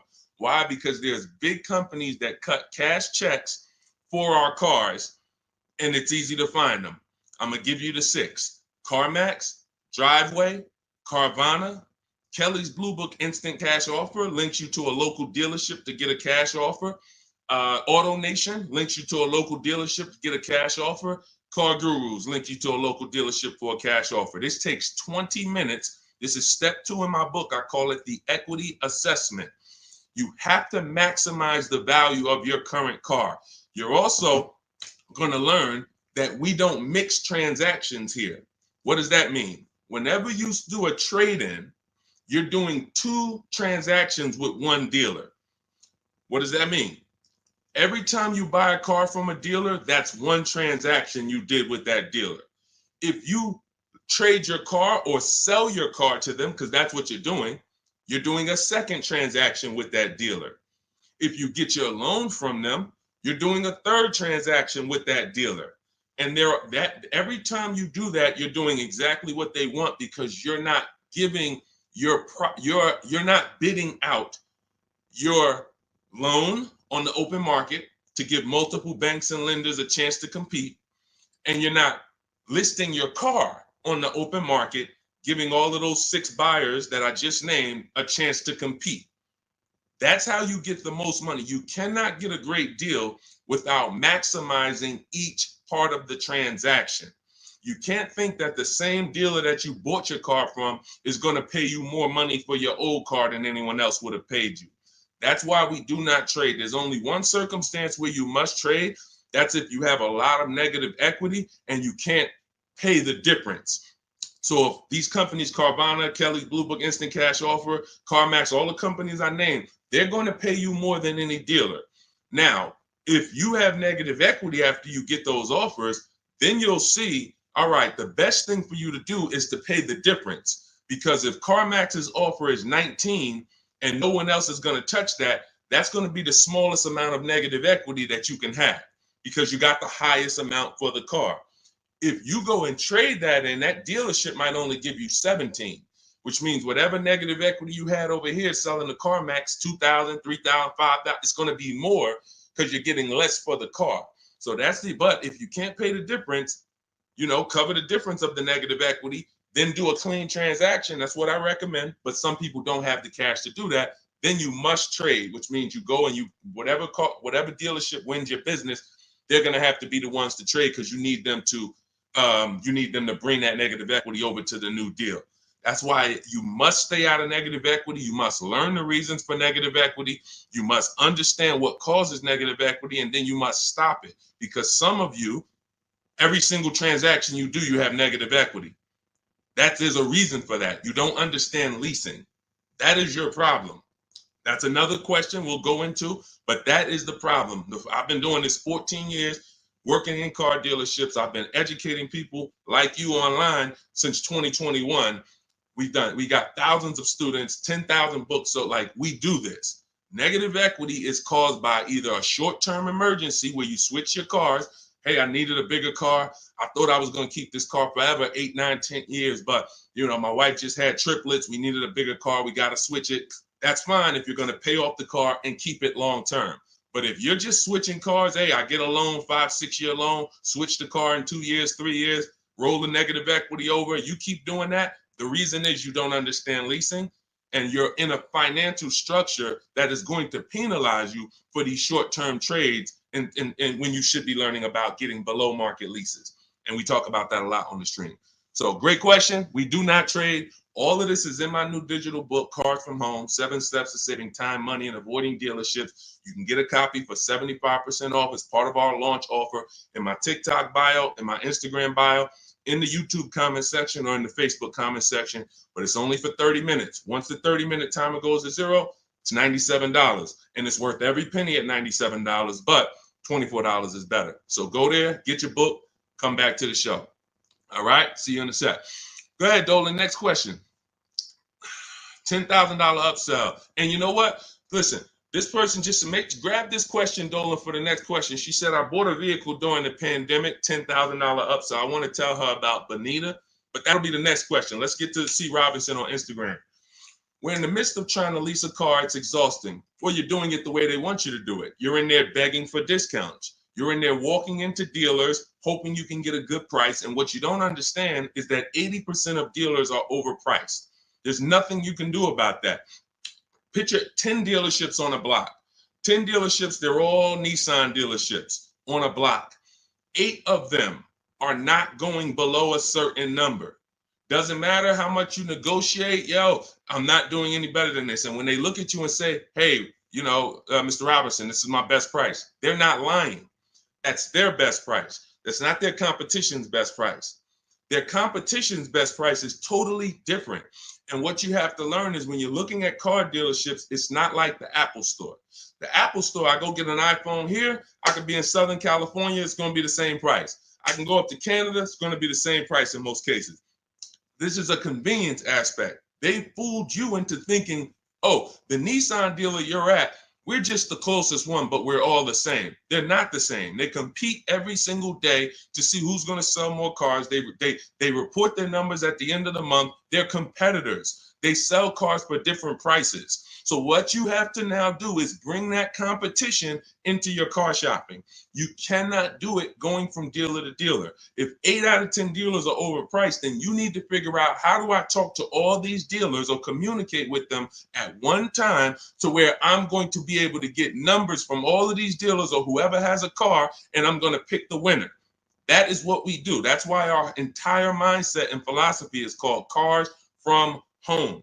There's only 3 reasons we're in a car dealership: to test drive, then we leave; to have our car appraised if we're selling it to a used car manager, then we leave; or to pick up our car because they don't deliver.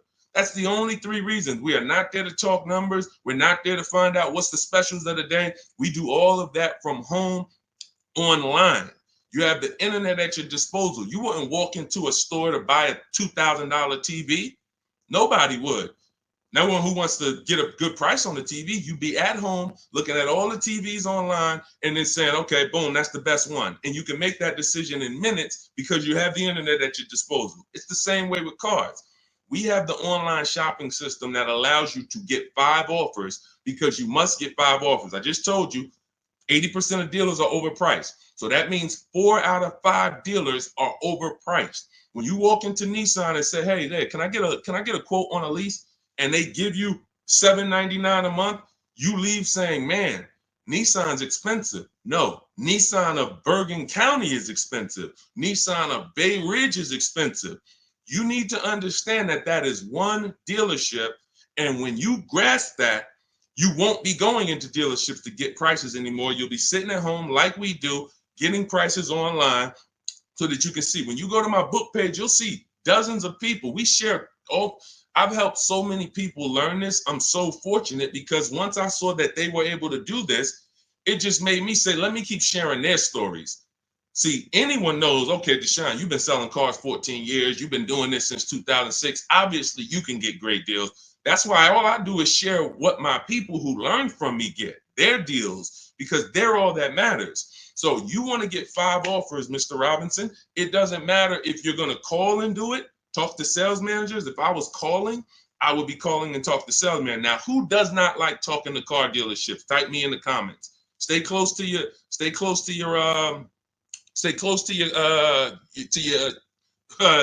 keyboard because I need to interact with you guys. Who does not like talking to car dealers? Because there are some people who do.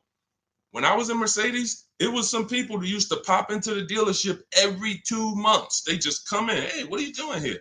And they're like, it's just, they get a thrill out of it. But if you don't like talking to car salesmen, type me or type hate it. I would only talk to managers if I enjoyed talking to car dealerships. I would only talk to managers if I enjoyed it. I would never be talking to car salesmen about a car deal. I would only talk to managers. That's one way to do it. But it's not as easy as our way. Now, if you're not going to use my book, talk to managers. Talk to managers. You must get 5 offers because then you're going to see how the heck is the same car, same $35,000 car. One dealership's charging me $560, no money down. One dealership's charging me $490, no money down. One dealership is charging me $395, no money down. How are these offers so different? because you're proving to yourself what I'm trying to tell you, which is 8 out of 10 are overpriced. That's their best offer. Charlie, that you've been buying cars from for 17 years, you done sent your kids to him, he might not compete. He's happy as long as you keep coming in and letting him control your deal and saying, hey, I made you a good deal. But once you start putting Charlie against the competitors, you're going to see Charlie was probably overcharging you all these years. And he's happy as long as you don't shop. But everything we do is by email. We do not talk to car salesmen. Everything we do is by email. In my book, I have scripts, templates. They're all email scripts. I'm not giving you script. Hey, don't ever say you don't have a trade-in. All of this stuff they've been trying to teach y'all since 2009 that never worked, that still had you having a horrible experience. We don't do that. I'm not teaching you to go negotiate with someone who negotiates 3 times a day, 5 days a week. I'm not going to do that. But what I am going to do is teach you what to say by email to everything they're going to say to move the conversation forward with multiple dealerships at once so you can get 5 to 7 offers. That's why in my book, step 5 is called the 25 to 5, where we connect with 25 dealers online. We do it in 20 minutes, and you use my email scripts to move the conversation forward to get 5 to 7 offers. Once you get 5 to 7 offers, you're going to see the best one. You make your deal in literally minutes. This will take you 90 minutes. This is so simple to do. That old way you'll never go back to. That's the system for buying new cars and leases. Shopping for used cars is different. We still don't talk to salesmen, but it's a different system because we use the marketplaces. But that's your problem with shopping for a lease right now, C. Robertson. You are in the wrong places, talking to the wrong people, trying to beg for discounts when you need to step out of that and start making dealers bid. That's all in my new digital book, Cars from Home, 7 Steps to Saving Time, Money, and Avoiding Dealerships. It's the whole blueprint, step by step. You can't mess it up. We got grandmothers, single mothers, introverts. Doesn't matter. You cannot mess it up. So get your copy for 75% off in my TikTok bio, my Instagram bio, the YouTube comment section, or the Facebook comment section. Only for 30 minutes. Use it. You'll never have these problems again. Go ahead, Dolan. Next question. Great question. Let's go. Negative equity. Can I still get a good trade? Not necessarily. This person has negative equity and they're asking, can I still get a trade in value? I told you the first thing you want to do with negative equity is make sure you're getting the most money for your car. That's super important because if you could have gotten 18 for your car, but you're looking at 16 and you're saying, okay, based on 16, I have $4,000 of negative equity. Well, if you got 18, you'd have 2,000 negative equity. So part of this entire transaction, which I call the equity assessment, is making sure that I have found the buyers who will cut me a cash check and pay the most money. I do not go into dealerships and have them look at me and say, yeah, well, based on what we could pay, you got about 8,000 negative equity. Again, you're not going to pay more money than CarMax, Driveway, Carvana, Kelly's Blue Book Instant Cash Offer, AutoNation, and Car Guru, Sell My Car. These are 6 offers, and these are people who every day they are fighting to buy vehicles. These are the people you want to be selling your cars to. People who every day all they do is get up and buy cars. People coming in there, hey, I'm here to pick up my check. They inspect the car, go into the accounting department, cut the check. Thank you, sir. Take off the license plate. Next. This is what they do. They're not trying to sell you a car.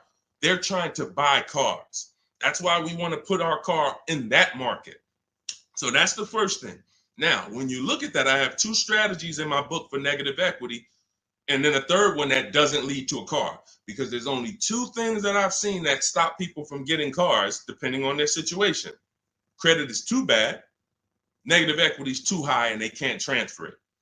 We had people, I remember I was at the dealership, I'm at Mercedes, I got people with 800 credit scores not getting a car. They could afford it, can't transfer it. The bank's not going to approve it. They got 10,000 in negative equity. They're trying to roll it over to a $40,000 car, and they're trying to do no money down. So they want to finance the tax. They want to roll in the tax, the fees, and the negative equity. Bank's not doing it. That is how you could not get a car with negative equity. But there's 2 situations where you can. First one is if you can pay that difference. I already mentioned that. You get your 6 offers: driveway, Carvana, Kelly's Blue Book Instant Cash Offer, CarMax, Carvana, Kelly's Blue Book Instant Cash Offer, driveway, and Car Gurus and AutoNation Sell My Car. 6 offers. If you can pay the difference, do it, because now you got a clean transaction. Now there's no baggage. I'm going in to shop for my car. Now, you have to time your transactions. In the book, I teach you how to time the transaction. You're not selling the car to them right away because you got to go find your car first. But here's another great thing about these companies. When you find out your car is worth 18, that's my highest bid. Now let me go shop for my new car. I'm going to keep y'all right there. I might not sell my car to y'all for 30 more days or 45 more days, but y'all going to be right there. They're not going to be like, hey, we only want to buy the car today. If you don't sell it to us today, we don't want it. No, they're going to be there in 30 days. Now, the offer might change a little. I always say you run it again every 2 weeks. See if it's changed. You know, car values do drop, but usually by a small amount. But the point is, once you know what your highest offer is, now let me start getting bids for my new car or my lease, or let me start looking at the market for my used car to find my below market used car. Once I find that car, once I find the 20% dealership, remember that if you're locked in on that 80% are overpriced and 20% are the best prices, type 20 in the comments. For the people who understand, oh, Deshone, I keep hearing you say 80% are overpriced. So that means I should be focused on finding the 20, right? Yes, type 20 into the chat. So I know you are locked in on understanding this. So now you're looking for this 20% dealer who's going to sell the used cars at the best prices, who's going to give you the best prices on the leases. I'm not seeing enough 20s come in the chat. Come on, y'all, lock in. Don't be distracted. It's too many things. Don't be reading other people's comments. We got some weirdos that come in every day. They talking about stuff that's unrelated because they're trying to distract you. You need to focus so that you can keep the most money in your bank account. Serious financial conversation we having right now. So now you're shopping for your 20% dealer. Now, perfect. I found my below market used car. I found my below market offer on my lease. Now, as soon as I find that, I'm asking the used car manager there that I'm about to make the deal with, can you look at my car? Can you tell me what my car is worth? Now, we do this online because a dealership, no used car manager worth their weight or worth their title can't put a number on a car without seeing it. They do it all day long. Sit there, look at the auction, put numbers on cars, So we can literally say, hey, can I send you all the information about my car? Can you give me an idea of what you could pay for it? Once we send them the year, make, model, send them pictures, they might say, okay, look, I'll give you about 17 for it. I need to see it. They're always going to say, I need to see it 100%. But you're about to go over the finish line with them. So now what they can pay for the car is what they can pay. You can't look at what CarMax was giving. You can't look at what you were getting through AutoNation, the car buy. You can't do that because, again, this is a dealership who's beat all their competition to sell you a car. That means they're selling you the car at the lowest price. The chances of them being able to beat all the competitors who wanted to buy your car is very, very slim. Very slim, almost impossible. But every now and then you will run into a deal like this. And this just happened with Melissa. Where's Melissa? Melissa, she gets her 2025 Honda Pilot. She didn't want to buy anymore because I told her about the 8-year rule. She found out she wasn't keeping her cars 8 years. She should be shopping for leases. She was spending so much money buying these cars, replacing them every 3 to 5 years, and she was losing on resale and depreciation. So once she learned about the 8-year rule, this is step 1 in my book, she said, Deshone, I'm not buying anymore. I'm going to be leasing. So she shops for her below market lease. She ends up getting a cash check. She gets her highest offer from Carvana for her old 2018. It left her with $12,000 of equity. Now, once she made her deal on the Honda, she asked the used car manager to look at the Kia. He matched the Carvana offer and gave her $12,000. That does happen sometimes. Every now and then, you're buying from a dealer and they can look at that used car and say, you know what, that car is valuable to me. And they will be able to match the offer that you got from the online buyers. But it doesn't happen in most cases. So you usually, but you don't want to get rich. You know, if I knew that I was getting 19 over here and they tried to offer me 14, that's when I'm going to be like, hold on, I might have to go and look at my other offer or my next best offer because it sounds like you're a little too low. But this is what you are. When you're at the mercy of trading, this is what you do.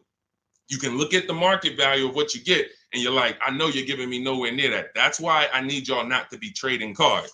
Get out of negative equity, stay out of negative equity, understand the cause for negative equity. You should be leasing cars, not buying them. The reason you have negative equity is because you buy cars, take out 5-6 year loans, 7, God forbid longer than 6. You're not paying them off. You're replacing the cars before the loans are paid. And this is continuing to keep you in a cycle of burying yourself in negative equity when you could be paying hundreds of dollars less, leasing cars, getting the mileage you need because you pick the mileage on a lease, driving new cars, always under warranty, and paying a whole lot less hassle-free if you just understand leasing. So feel free to ask questions about leases, and we'll go into detail about that. But that's the answer to your question. Everything we're teaching is in my new digital book, Cars from Home, 7 Steps to Saving Time, Money, and Avoiding Dealerships. You can Google it. You want to jump off and go Google that book. It's 5-star rated. Thank you to everybody who's reviewed it, rated it on Goodreads. Part of our welcome offer, you get your copy for 75% off. You won't pay the normal $97 price. It'll be in your inbox in 5 minutes. You'll have everything I teach for below market deals on leases, purchases, new cars, used car, high mileage drivers, understanding leasing, everything in minutes. In my TikTok bio for 30 minutes, Instagram bio, the YouTube comment section, or the Facebook comment section. Get there before 30 minutes is up, because after that, the price goes back up to $97. That's our welcome offer. Go ahead, Dolan. Next question. Shout out to the sharers and shout out to the people running the likes up on TikTok. Y'all know it's a couple people on here that know I can see the likes just going up. Y'all keep tapping the screen and y'all see those likes run up. We appreciate you. I can't share this. We can't get this message out without you. The people who take the time to share. I see you. Hello from Jennifer. She said just shared the live. Everyone who shares these broadcasts, who tags their friends, we appreciate you. Y'all are the real ones. All right, let's go. Steve Chase. The 5.3, 6.0, 6.2 GM motors with variable valve timing are throwing lifters like crazy. Beware. Okay, well, listen, that's what we would check in our reliability and our longevity checks. See, so he's talking about the engines on these vehicles and the variable valve timing engines. Listen, there are cars that are new cars that have serious problems, especially when you consider what happened in 2020 to 2023, when we had a limited inventory supply, but we had people trying to build cars to get them out to satisfy demand. So you had a lot of cars being built on the fly. But here's the thing. Step 4 of my process, which is shopping, not buying, we're doing a longevity check, a reliability check, and an initial quality check. Any vehicle you're doing, if you're leasing or buying a new car, you need to understand these 3 terms. Initial quality is, what is the data saying about the car the first 3 months? What are the owners saying? Is the technology clunky? Is it hard to use?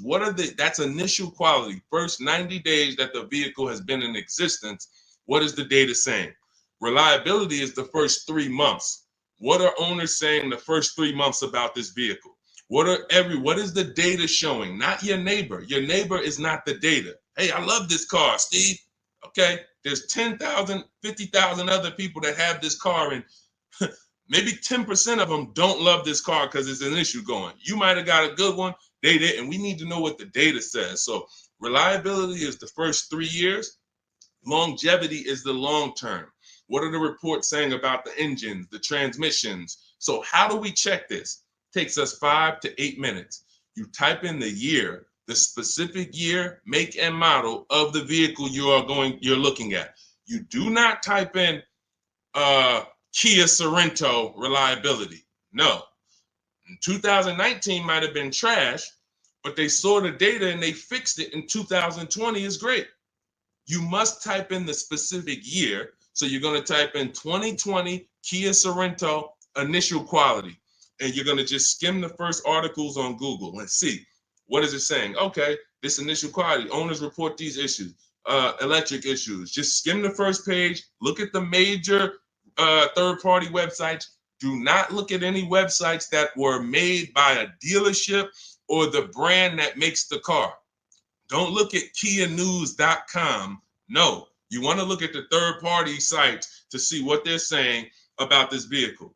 Now, you move to, once it passes that check, You move to the reliability. 2020 Kia Sorento, reliability. Skim the articles. What is it saying? See any red? This vehicle, owners report less than average reliability on this vehicle. That's a problem. So once it passes that check, we move to the last one. And you don't have to do this if you're leasing. You're only doing this last one if you're buying. 2020 Kia Sorento, longevity. That's going to tell you right at the top. Owners report these engines last 80, 90,000, transmission issues, 80, 90,000 miles. Or sometimes you'll see right at the top, these vehicles last 200 to 300,000 miles when taken care of, well maintained. That's a great sign. Now, how do we make sure that the vehicle's been well maintained? That's a different issue. We talked about that a little earlier. This is how we do it with service records and all of that. But you must check what Steve is talking about is the DNA of the vehicle. That's what I call the DNA of the vehicle. An engine that they made, a transmission that they made, a steering system that they made. It's either good, great, or bad. If you got problems, you can't change the steering. You can't find one that was well maintained and taken care of and say, all right, great. Now I don't have to worry about those issues. Yes, you do, because they made the car like that. They made it with a bad steering system. They made it with a bad transmission. So when you do that, this is step 4 in my book, Cars from Home, 7 Steps to Saving Time, Money, and Avoiding Dealership. Step 7 is delivery. But step 1, most important question, leasing versus buying. We go into that. Step 2 is the equity assessment to make sure we get more for our vehicle, for our old replacement car. And that includes leases. Some of you didn't know you could sell leases. We've been doing it for 3-4 years, teaching people how to do it. That's in the equity assessment step. Step 3, we structure our deal. Step 4 is called shopping, not buying. Step 5 is multiple offers and multiple options. We're in the market. Step 6 is paperwork and protection. Step 7 is delivery. So step 4 is where we make sure we're not getting bad cars with bad engines, Steve. So the warnings is not there. If people are going to do what I just said, they're not going to be a victim of what you just said. If they're not, yeah, they'll end up with a car that's in the shop every 6 months. And that was an easily avoidable problem. So you can get your copy of my digital book in my TikTok bio, my Instagram bio, Facebook comments, or the YouTube comments for 30 minutes only. You get 75% off as part of our welcome offer. Go download your book. It'll be in your inbox. Make sure as soon as you get your book, you screenshot the thank you page. Right on the thank you page, it says click below to open your book. And I'm sending you another copy by email. But every now and then you type your email in wrong. You don't, and we can't send an email to a wrong email. So make sure you screenshot, get my support team's email. Just in case you type your email wrong, we can make sure you get your book. All right. Great concern, Steve. That's how we address it. Yeah, Dolan, pull the next question in. All right, great questions today. I'm loving these questions. What's going on, Duchess of Kings? I probably butchered that. Forgive me. Should I sell Hyundai Sonata that is highly stolen vehicle? I'm not understanding that question. Should you sell the Hyundai Sonata, which is a highly stolen vehicle? You're gonna have to, try to clarify that question. Now, Dolan, there was a question on TikTok I mentioned earlier about somebody who said they bought a car during the pandemic, a $10,000 upsell. It's from Hey, it's Elmo. Okay, perfect. Hey, it's Elmo says, I bought a car during the pandemic, $10,000 upsell. This is the sad part about what happened during the pandemic. They made you think that everyone was selling cars at those prices. And that's where I birthed the system that I teach about, making dealers bid so that you can see that 80% of the dealers, even back then, were overpriced. I had friends in the car business, still do that, with managers that I was calling during those times. And we were talking about what dealers were doing. And it was like, some of them were disgusted with it. Very, very few of them were moving like that. They were selling at list price. Very few were giving discounts, but no one was charging $5,000, $10,000 over sticker. So I knew that.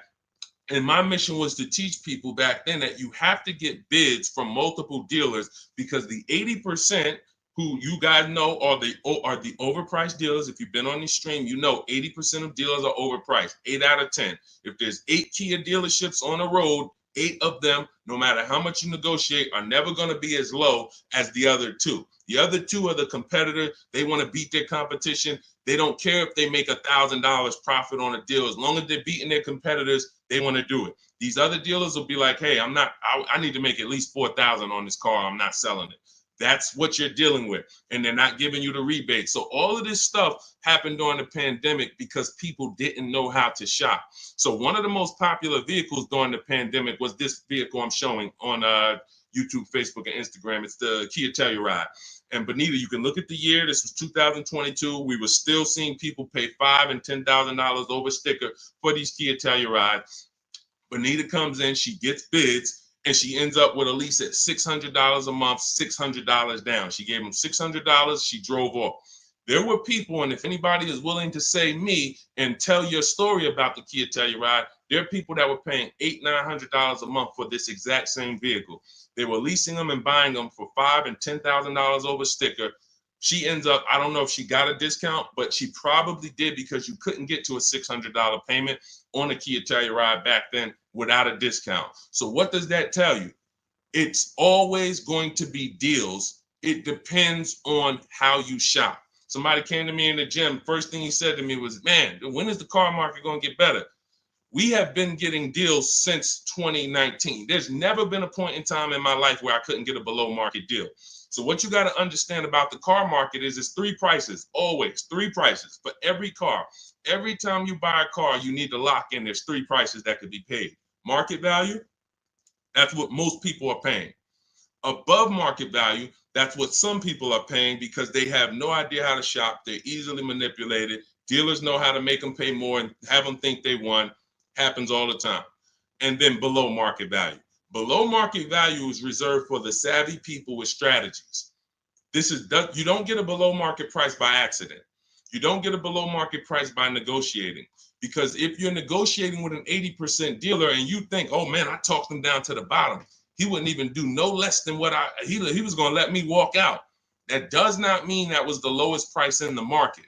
The way you get the lowest price in the market is through bidding. It's through getting 5 offers from 5 separate dealers to get your prices. Look at somebody like Teddy. Teddy gets a BMW because people say, well, does this work for exotic cars or luxury cars? This works for every car because the bidding system works for everything. Amazon, that's how we buy everything in life.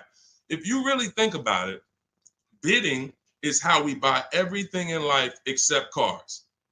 Think about that. Everything in life we do, when we're buying cars, when we're buying TVs, when we're buying, just anything. Most of the websites we're on, it's teaching us a bidding system. We're looking at so many options, so many offers, and then we choose the best one.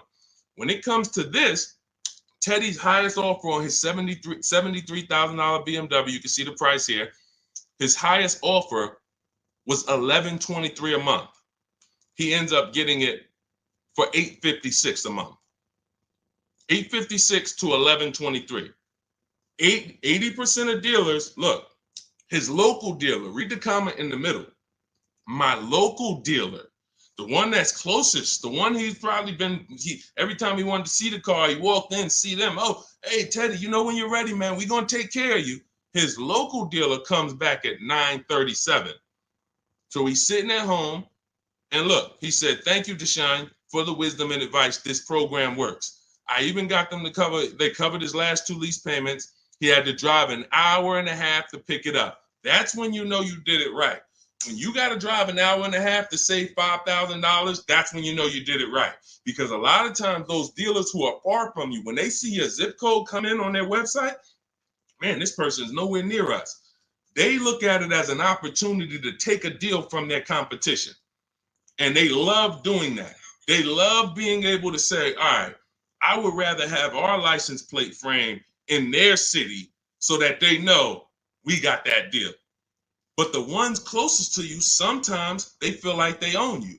Come on, Mo, you know, how many cars have I sold you? Remember, your father used to buy cars from me. They don't want you to shop. So when you understand that you are going to overpay by not shopping, it's a guarantee because that is how the car business makes their billions. I always say that's how the banks make their billion. We didn't get into the banks yet. We didn't get into making banks bid. The banks make their billions the same way. They don't want you shopping other banks. They want you locked in. Here, get a pre-approval. Lock you in. You got 30 days to find a car. Then you got to come back and get another pre-approval. Everyone wants to lock you in. They don't want you using the internet to get better deals, sitting at home, making all these banks bid, all these companies bid. And that's the reason why you can pay $10,000 upsell and think that was the best deal you could have gotten. I remember when the Bronco came out, the new Bronco came out right about that time, and everyone wanted the Bronco. There was $10,000 over sticker and more. G-Wagon, same thing, $25,000, $50,000 over sticker. If you knew how to shop, you could find a dealer that wasn't paying, that wasn't charging that. Which means if you found a dealer, if you were about to sign a deal for $15,000 over sticker, $15,000, because you're thinking, oh, they're telling me this is it, it's no cars out here. And then you find a way through strategy, through shopping, and you find a deal at sticker, you just saved, you just avoided a $15,000 mistake. Because if it was the only way, then it's not a mistake. If everyone paid those prices, it wasn't a mistake. This was just what everyone was paying. I needed a car, I had to pay it. But when you find a car that didn't have the markup and you get it, you understand. So let this be a lesson. I'm the bad news first person. I can't change that. Some of you, you know that. You've been on with me long enough, you've been following me, or you've been on the stream. I always admit that. I'm the bad news first person. Most times you come into my stream, it's not going to be good news. You're going to hear about mistakes you make. I used to do a class where I just broke down 23 mistakes I see most people making that's costing them thousands. But I don't leave you there. I give you the new way. If I left you there, then it would be like, dang, this is terrible. No, I gotta tell you the mistakes and how much it's cost you not knowing how to shop, how much dealers have made on you to get you to say, oh, let me do something different so that they don't keep making this money on me that I didn't have to give them. So all of this, the bidding strategies, everything I teach is in my new digital book, Cars from Home, 7 Steps to Saving Time, Money, and Avoiding Dealerships. It's 5-star rated. You can Google it. You'll never have to worry about upsell. I don't have one person that I know that have reported a deal to me. And, I can share these people all day long. You guys know all I do is share people. Eddie, Kimberly, Charles, Sean, huge discount, $20,000 discount. Kimberly, $20,000 discount on her Maserati. Charles, ridiculous deal on her Palisade. Pierre, on his pre-owned Mazda, he gets 20% off the original MSRP on his pre-owned. It was only 1 year old at the time. Zafrina gets a 0.88% lease, $579, $66,000 vehicle. Tiffany, use my book, $44,000 Mazda, ends up getting $6,500 discount from home. All of these people are making these deals from home. Teddy, we already talked about. Look, Jared, use the scripts. Lowest offer $565 a month to $520 a month. 2024 Volkswagen, no money down. No one who has learned from me has ever paid over sticker. We don't really even accept sticker price. We find the dealers who want to beat their competition, and in most cases, dealers are going to, let me show you the biggest discount I've ever seen. I've never even gotten, and now this is a specific car. Every car is different. The bottom market value of every car is different. But Milligan, she got the biggest discount I've ever seen on any car. Hold on. Milligan, a couple days ago, she got a Mercedes. She got a 2024 Mercedes EQE. It was a $79,000 vehicle. You can see it if you zoom in. Her adjusted price was $51,300. From $79,000 to $51,000. Some of you know someone who has this vehicle. If you didn't get, this is how feeling for the bottom is a losing strategy. You might have thought you did good. Deshone, I got that same vehicle. I got the EQE. I got $10,000 off. I thought I won. Milligan got $27,000 off. Let that sink in. You can't feel for the bottom. You can only have dealers bid to find the bottom. You don't know what the bottom is. They want you to think you won. Hey, you got 10,000. Ain't that good enough? Yeah, I guess. I never got 10,000 off a car before. If this particular case, you would have lost $17,000 overpayment. So this is what bidding gets you. You want to learn to make people bid and stop negotiating with one dealer or two dealers. It's a losing strategy. All right, go ahead, Dolan. Next question. Great questions today. Keep them coming. Keep them coming. Dang, y'all running the likes up on TikTok. Thank you so much. We on 2 TikTok channels right now, if y'all didn't know. Every time y'all hear something y'all like, y'all keep running those likes up, man. I appreciate it. That really matters. And shout out to the people who shared, who tagged somebody. If you haven't tagged your best friend into the broadcast, I got to question what type of friend you are. Your best friend out here right now, car shop, and you don't even know it. And you getting all this gold and you haven't tagged them in. What's up, Tracy on TikTok? Lease is up in 2 months. Use the private broker. How do I know if he gives a good deal? Great question. Most brokers are ripping you off. And here's the thing, they're controlling your deal. They're not bad people. They're just about the profit. So as a broker, we work on trust. When I was a broker, it was a trust system. So I care about you more than the dealer. Let me represent your interests. Here's the problem. If you don't have a broker who's sincerely shopping the market for you, then you're losing. We always separate our transactions. I call them the 3 pillars of great car deals. Who you buy your car from, that's one pillar. You need to get a great deal there. You need to get the best deal, who you buy your car from, 80% to 20%. Who I sell my car to, that's another transaction. And that includes an old lease. We haven't talked about selling leases yet. No one's asked. But we sell leases. If there's equity, we sell them. So if you give that broker your old lease and you didn't do an equity assessment, now they have control of that. And then lastly, if you're not leasing, you're getting a loan, who you get your loan from. That's the 3rd transaction. So there's money in each of these transactions. There might be $7,000 with rebates and discounts in the car you're buying. Could be more. You saw Milligan's deal. She got $27,000 off. It was huge rebates that no one knew about. Then you have money in your old car. You might have a couple thousand equity in your lease or equity in your old car. Now you're giving them control of that. And now the car that you're, if you're getting a loan, the interest rate, you're giving them control of that. If you could have got 5.9, but they're giving you 7.9, then there's markups in your interest rate. There could be $2,000, $3,000 in markups there. So you're giving them control of all of this money. So how do we sincerely know if a broker has gotten us a great deal or not? They're giving us a market report. See, in Cars from Home, in my book, you're going to learn to do a market report. Very simple. 25 dealers in my book, step 5, we reach out to 25 dealers online. Takes us 20 minutes for a new car or a lease. I call it the 25 to 5 because we're connecting with 25 dealers online using my email script, and we're going to get 5 offers minimum. 25 to 5. So at the end of making our deal, everyone who I just showed you has a market report. They know what this dealer said, what this dealer said, what this dealer said, what this dealer said. This dealer didn't have a car. This dealer didn't have a car. This dealer had a car, it was the wrong color. This dealer, then they have these offers so that they know they didn't leave any money on the table. And they do this in 90 minutes. So literally connecting with 20 dealers takes 20 minutes.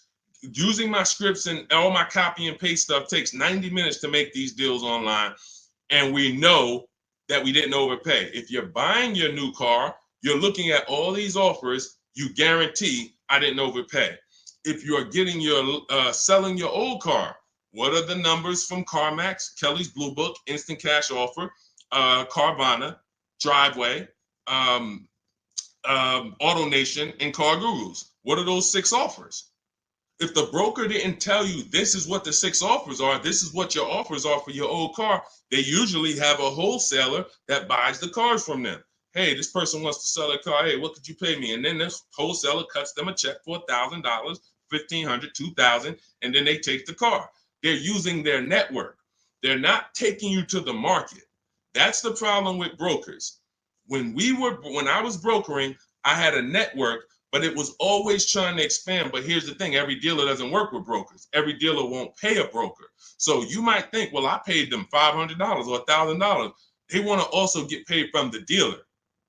The dealer cuts it. That's why most brokers make deals with the same dealers, because those are the dealers who do business with brokers. They'll cut them $1,000 check, $2,000 check. If you bring them a heavy customer who gets a G-Wagon, they'll cut them a $4,000 check. If that's not in their network, they're not going to shop you to those people. So you're giving control of people, you're giving control of thousands of dollars of your money to someone who's going to control it on a process that you could do in 90 minutes once you learn my strategies. It's no point in you could be a broker. Anybody who uses my strategies could literally go to people in their town and say, hey, man, I'm a master at this. Pay me $500, I'll shop for you. This is how I would broker. I would be getting reports. If I was shopping for a used car, using my strategies in my book, the multiple marketplace strategy, you're able to see the low side of the market. I teach you how to assess what are the low side, what's the high side. I teach you how to narrow it down to your top 3 to 5 choices. I teach you how to get the new car price so you know what the real discount is and what the real equipment is. You could give that to a customer. They'll be like, no one's ever done this for me. That was worth every bit of the $500 I paid you, $700 I paid you. But if a broker is not doing that and giving you a transparent spreadsheet of offers, then they just controlled your deal, sold it to their network, and collected the biggest check for you, for themselves.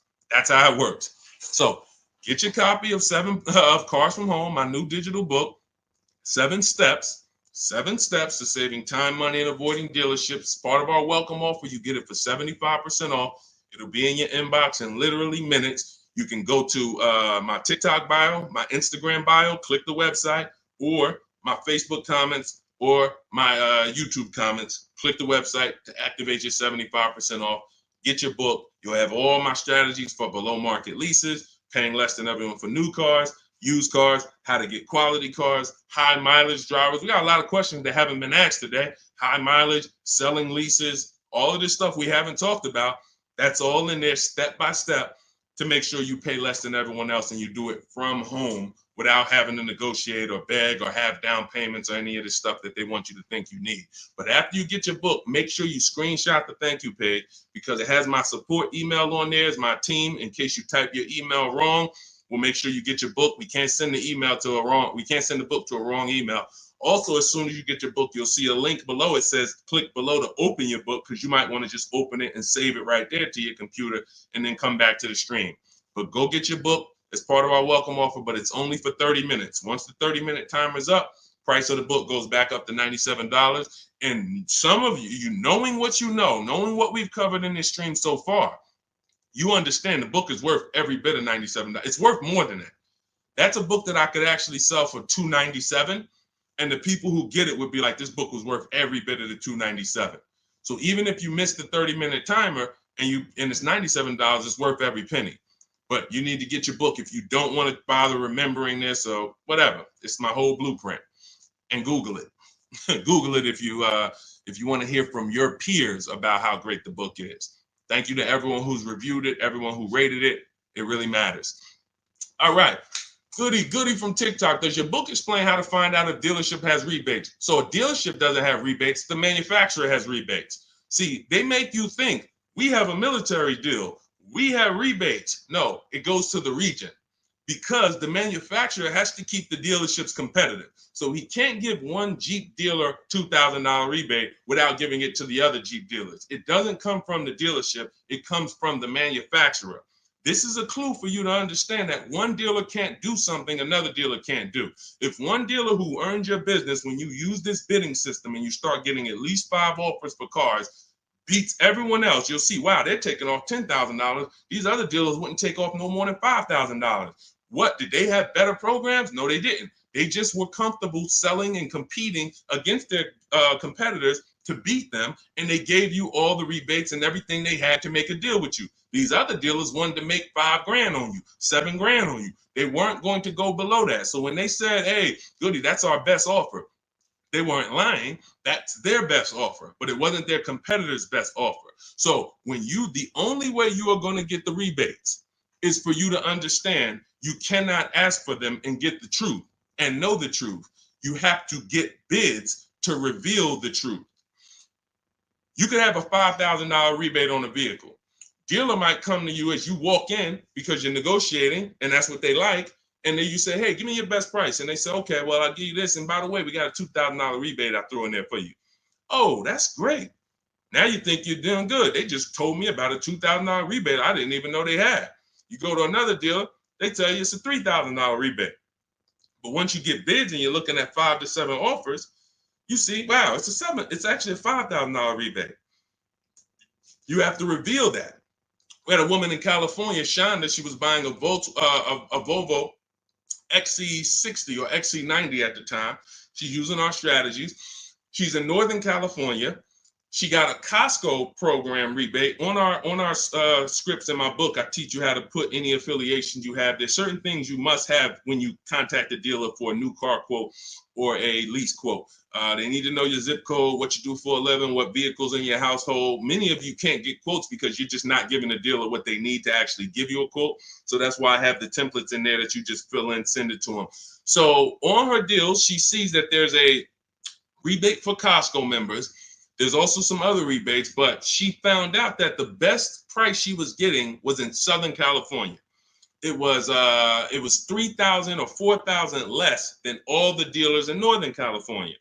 So I said, well, what are you going to do? She said, I just booked a plane ticket. It was $79. I said, that's exactly what I would have did.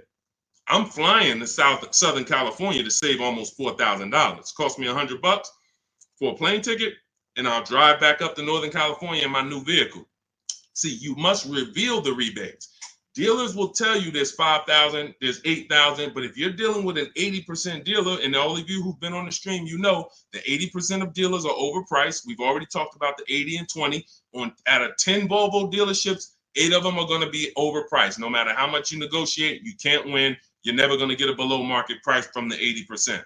But the 20% are going to reveal what the true rebates are. They're going to reveal what they have to work with. They're going to, if they have $5,000 of negotiating room and they're trying to beat their competition, they're going to give you like $4,000 of that plus the rebates. They don't care if they're only making $1,000 on the deal because they want to sell the car and beat their competition. The other dealers, the 80%, they're not there. We're not making less than $5,000. We're not doing the deal. And that's it. We'll sell it to somebody else. We'll sell it to somebody else who doesn't know how to shop. We'll sell it to someone else who walks in and tries to negotiate with us.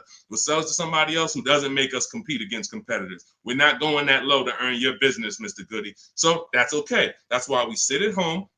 We talk, we communicate with not just them, but with all of their competitors. That's why the strategy in step 5 is called the 25 to 5. You're going to be connecting with 25 dealers in 20 minutes using my email scripts to get 5 to 7 offers. And next thing you know, you found the highest offer, the best offer, and it might be an hour and a half away. Look at Sean's deal where he saved $20,000 on his F-150 Lightning. Some of you may know someone who has this vehicle. Didn't save 20 grand off of it. Look, he said $73,000 F-150 Lightning. He ends up getting $49.90 discount plus $15,500 in rebates. Now I go to him and I said, look, because some of you would have been like, wow, that sounds like a good deal. We need to go and take that deal. But here's what I had to ask him. I had to ask him, if you don't know, if you haven't seen the other offers, we don't know for sure this is the best deal. We don't know for sure this is the best deal because what if you could have been Milligan and you could have got $27,000 off? Type dollar signs if you want all the money off. Type all the money if you want all the money. If you would be mad saving 20,000 because you could have saved 27, if that extra 7,000 would make you mad, would bother you, you didn't get that, type all the money. Type dollar signs if you like Deshone. Yeah, I don't care if I'm getting 20. If I could have got 27, I want the 27. So this is how we prevent that. You must get offers to find out. So the $15,500 discount from Sean is we don't know it's the best offer until we look at the other offers. Now let me find the clip where he explained how he had to go outside his state. Hold on, I got a lot of pictures here. He had to go outside his state to actually get the best offer. Hold on. Here we go, right here. He says, I guess I could have put a little more info on here. Yes, he said, I got about 15 quotes. I couldn't find anything under MSRP. I ended up expanding my search to 150 miles outside my area to find this deal. I'm going to another state to pick this up, which is something I never would have thought before. And I can't see the rest because the comment's blocking it. So he was local minded like you. I'm just going to find the best deal locally. Once he starts using my systems and finding out, wait, I could talk to a dealer that's 200 miles away from me the same way I'm talking to a dealer that's 20 minutes away from me. He expands his search. The dealer who's in the next state over saves him 20 grand total, gives him all the rebates. He drives to the next state to pick it up. That is how you win. What's up, Aways? Good to see you. That is how you win. Local business is dead. That doesn't mean the local dealer won't win the bid, but they must win the bid. Car dealers are not your friends. Hey, you might have been, it's going to be hard for you if you've been inviting your car salesman to the barbecues and they know all your kids and all of that. The whole thing is trust. That's what they're basing it off of. And watch this. If they don't mind competing, you can still come to the barbecues. But I need to make you compete with your competitors, because I need to know if the price you're giving me is truly the best price. And if I've been your customer for 10, 15 years and you sold cars to my family, then every time you see we need a car and you see I'm putting you up against your competitors, you should be like, well, that's Mr. Goody right there. You go out, talk to your general manager, go to him and say, hey, look, I know we don't normally sell a car below this, but this guy, he's shopping different now. He used to just walk in and let us negotiate with him, and we make five grand on him, 4 grand, 3 grand, 8 grand. And now he's making us shop. I don't really want to lose this guy's business because they buy a lot of cars. Can we do something to beat all our competitors? Talk to your general manager and get it done. I go to his barbecues, he's inviting me over. I know his kids. But if they get mad at you because they're like, wait, come on, what do you mean you put me through all of this now? Then you understand. You've been making money on me for years, and now you're pissed off because I'm making you compete. That's good. We needed to know that. Thanks a lot, Charlie. Hey, hope you enjoyed the barbecues. You won't be back. All of this is in my digital book, my new book called Cars from Home, 7 Steps to Saving Time, Money, and Avoiding Dealerships. You can get it for 75% off as part of our welcome offer. In my TikTok bio, click the picture of me. My Instagram bio, click the picture of me. You'll see a website there, and then click the button that says 75% off my new book as part of our welcome offer. I have one in the YouTube comments or the Facebook comments, no matter where you're at. Get your book, but it's only for 30 minutes. After that, price goes back up to $97. So $97 is worth it. $24 is even better, and it'll be in your inbox in 5 minutes. You'll have all my strategies for below market leases, below market purchases, below market used cars, leasing versus buying, bank bidding war, making banks and credit unions bid without hurting your credit. Everything will be there for you for $24 if you get there before the 30 minutes is up. Go ahead, Dolan. Great show. I'm loving the questions today. If you're getting value out of what we're doing so far, I want you to type value in the comment section. If you are getting value out of what we're doing, shout out to the people that's locked in. Shout out to the people that are locked in. I want you to type value, value, value, value, value, value, value, value, value. I see. This is all we do. I told you from the moment we started the stream, we don't play around here. We don't hold back. All we do is, all I want you doing is emailing me and writing me with your car deals. I want to be pulling your deals into the stream, just like I'm showing Rosalie, just like I'm showing Jen, just like I'm showing Ansley, just like I'm showing Vincent, just like I'm showing, look, Tasha. I want to be pulling your deals into the stream. And that's all I care about. Everyone knows I can get below market deals. There's nobody on this stream that would be like, hey, Deshone, man, you've been in the car business since 2006. Absolutely. But your deals is what proved the system worked. Once I saw people doing this in 2021, it proved to me that the system works. Now let's just have more people use the system. All right, let's go. We don't talk, T. I don't talk. There's no way. In fact, you said, how can we talk? Hit the Shop with Deshone button. In my bio is a button that says Shop with Deshone. If you qualify for us to do this together, then we can talk. But unfortunately, we got blessed, thank God. We got 2.3 million followers. Everyone wants to buy a car. If I was talking to people, I'd be talking to people all day and we'd be getting things done slow. Like we're about hundreds of people working together. Like I'm not about 20 people. Like it's 60 million people that buy cars. So what we hold ourselves accountable is, are we helping hundreds of people every month get below market car deals? Are we getting information out there that's going to help hundreds of people do it? So if you want to know about us working together and joining my group and working with me personally, hit the Shop with Deshone button and see if you qualify. All right, that's in my bio. That's in the comment section. You can go to shopwithdeshone.com. See if we qualify to work together, but that's the only people that I talk to. All right. Returning my lease and financing a 2025 RAV4. Will I get some money for the return of my vehicle? You need to do an equity assessment. So if you first thing you do is you're going to go to Kelly's Blue Book Instant Cash Offer. You're going to go to Auto Nation. You're going to go to Driveway. You're going to go to Car Guru, Sell My Car. You're going to go to CarMax. You're going to go to Carvana, and you're going to put all the information about your vehicle into those websites. And when they get to the part where they say is the vehicle owned, leased, or financed, you want to type owned. You just want to know what the raw value is without them knowing it's a lease or purchase. None of that. Just want to know what the value is. You're going to call your bank. You're not going to do this process takes 20 minutes, and we've had people make $3,000, $5,000, $10,000 doing the equity assessment. Don't be lazy with this. Call your bank, ask what your payoff is, and when you find out what your payoff is, compare it to the offers. And then you're going to ask, do I have a third-party restriction? The third-party restriction doesn't limit it doesn't limit your ability to sell. It limits who you can sell to. So if you are selling to a third party, that means you can sell to Carvana. You sell to CarMax. You don't want to buy your car and then resell it. We had a lot of people doing that during the pandemic. They were paying taxes and fees to buy, and they end up making little to no money. They literally were buying the car saying, oh, well, I could buy it for 20 and resell it to Carvana for 25. But when they bought it for 20, they had taxes, fees, and by the time they went to sell it, they only made $1,000. When we could have just bid that out to a used car manager, because again, the third party restriction doesn't limit your ability to sell. It limits who you can sell to.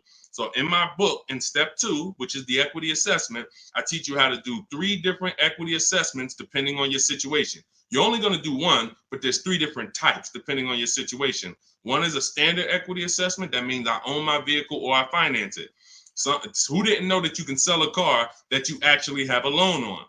Type me. Some people thought, oh, I thought I had to wait for the title. You don't. You can sell a car you have a loan on. So that's the first equity assessment, own vehicles and finance vehicles. Second equity assessment is lease vehicles. Third equity assessment is leases with a third party restriction, and we bid it out to a used car manager. So these are the 3 ways we do an equity assessment to make sure we're not leaving any money on the table.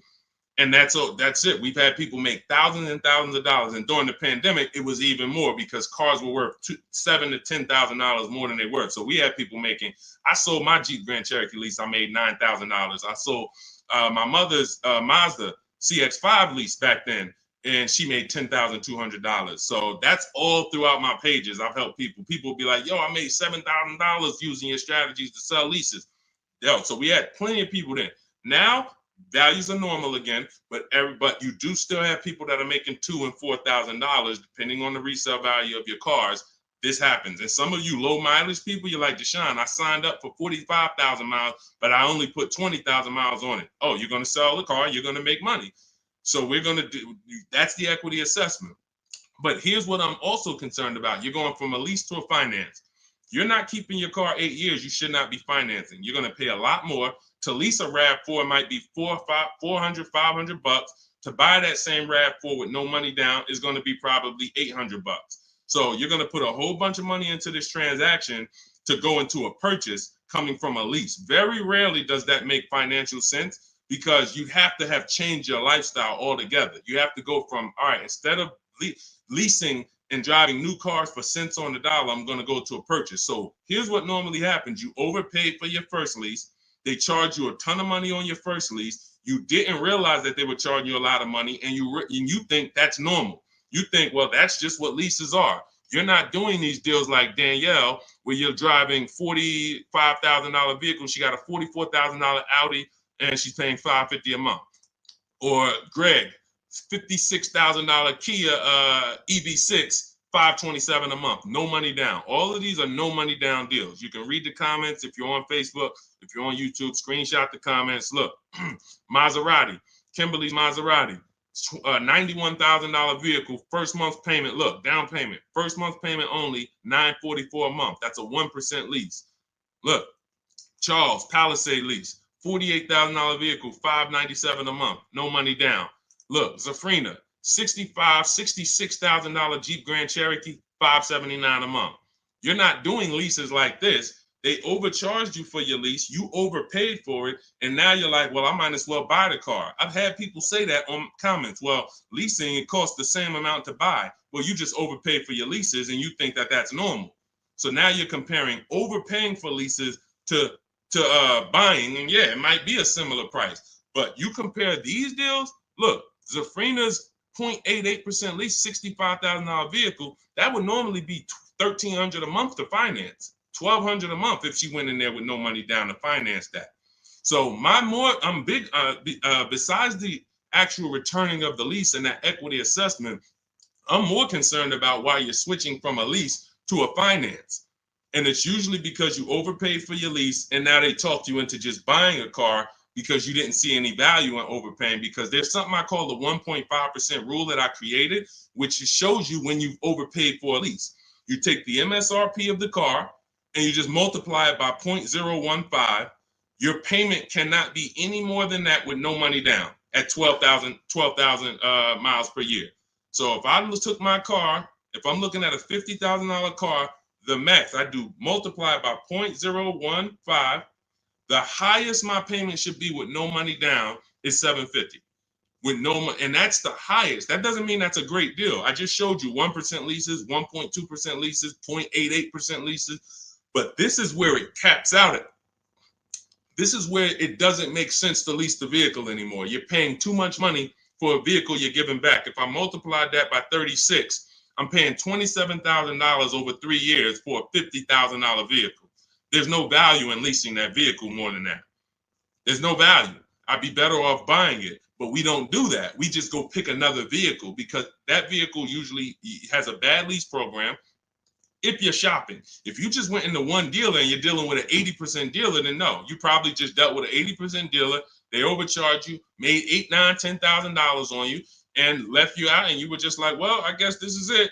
No, they made a ton of money on you, but that's why you need to learn how to get below market leases. You'll never hear me say you should be leasing cars if you're not keeping your cars 8 years. You'll hear me say, if you're not keeping your cars 8 years, you should be shopping for a below market lease.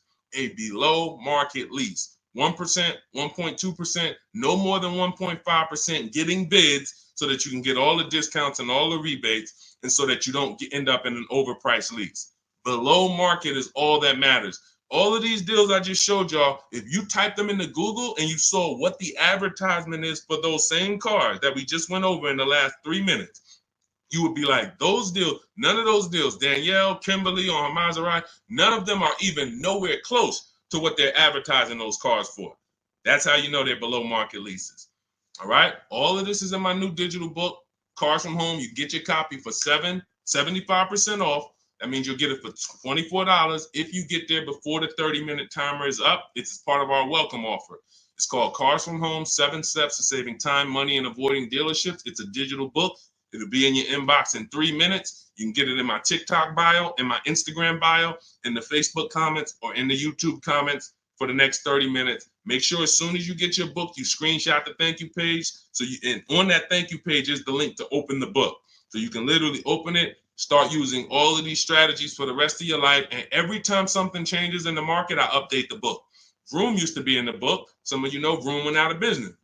I went right into the master file, took Vroom out, updated it. If I update a script, I go right into the scripts, update the master file. You open the book. Every time you open that link, it's a new copy of the book.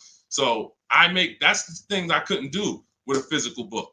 Things change. We use online systems. New websites come into the business. Websites go out of business. We need to make sure it's flexible. Every time something happens, we update it. Boom, and you got the latest and greatest strategies. Beautiful.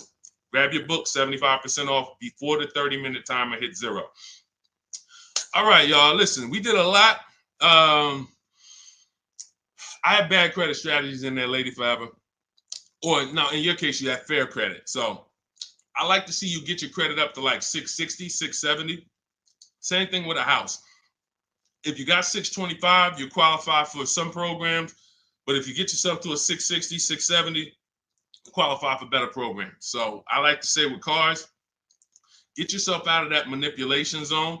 That manipulation zone is really the mid-6s.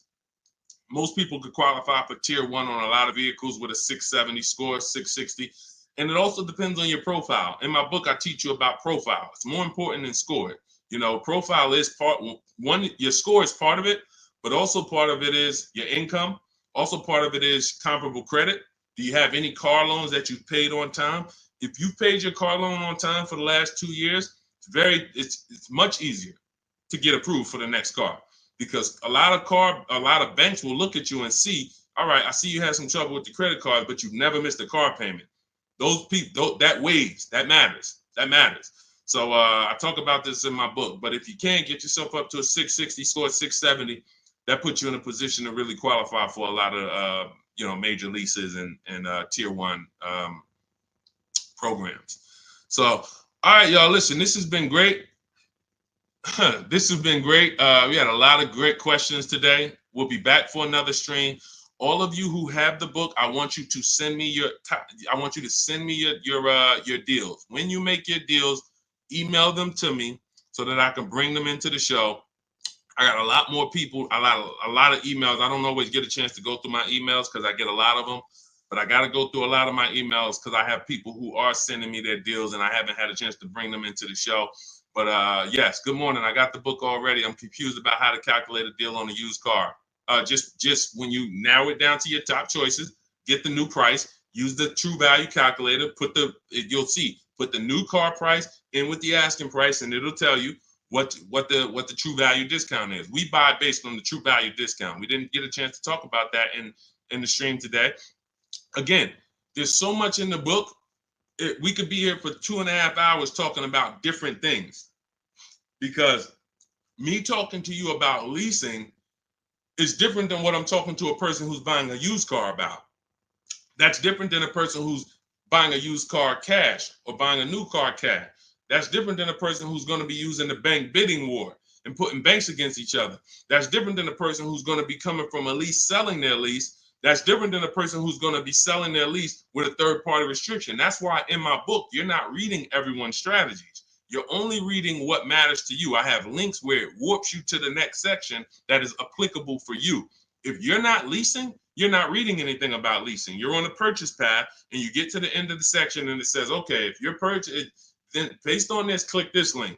If you're doing this, if you have good credit score, click this link, it warps you here. If you have bad credit score, click this, it warps you here. So it's all about making sure you're on a path that is applicable to you, not following a bunch of advice that is for someone else or even a deal you might make later. You'll use the used car strategies, but that's later. Right now, I'm on the lease path. I don't need to read about used cars. This is how you stay focused and get to your goal really quick.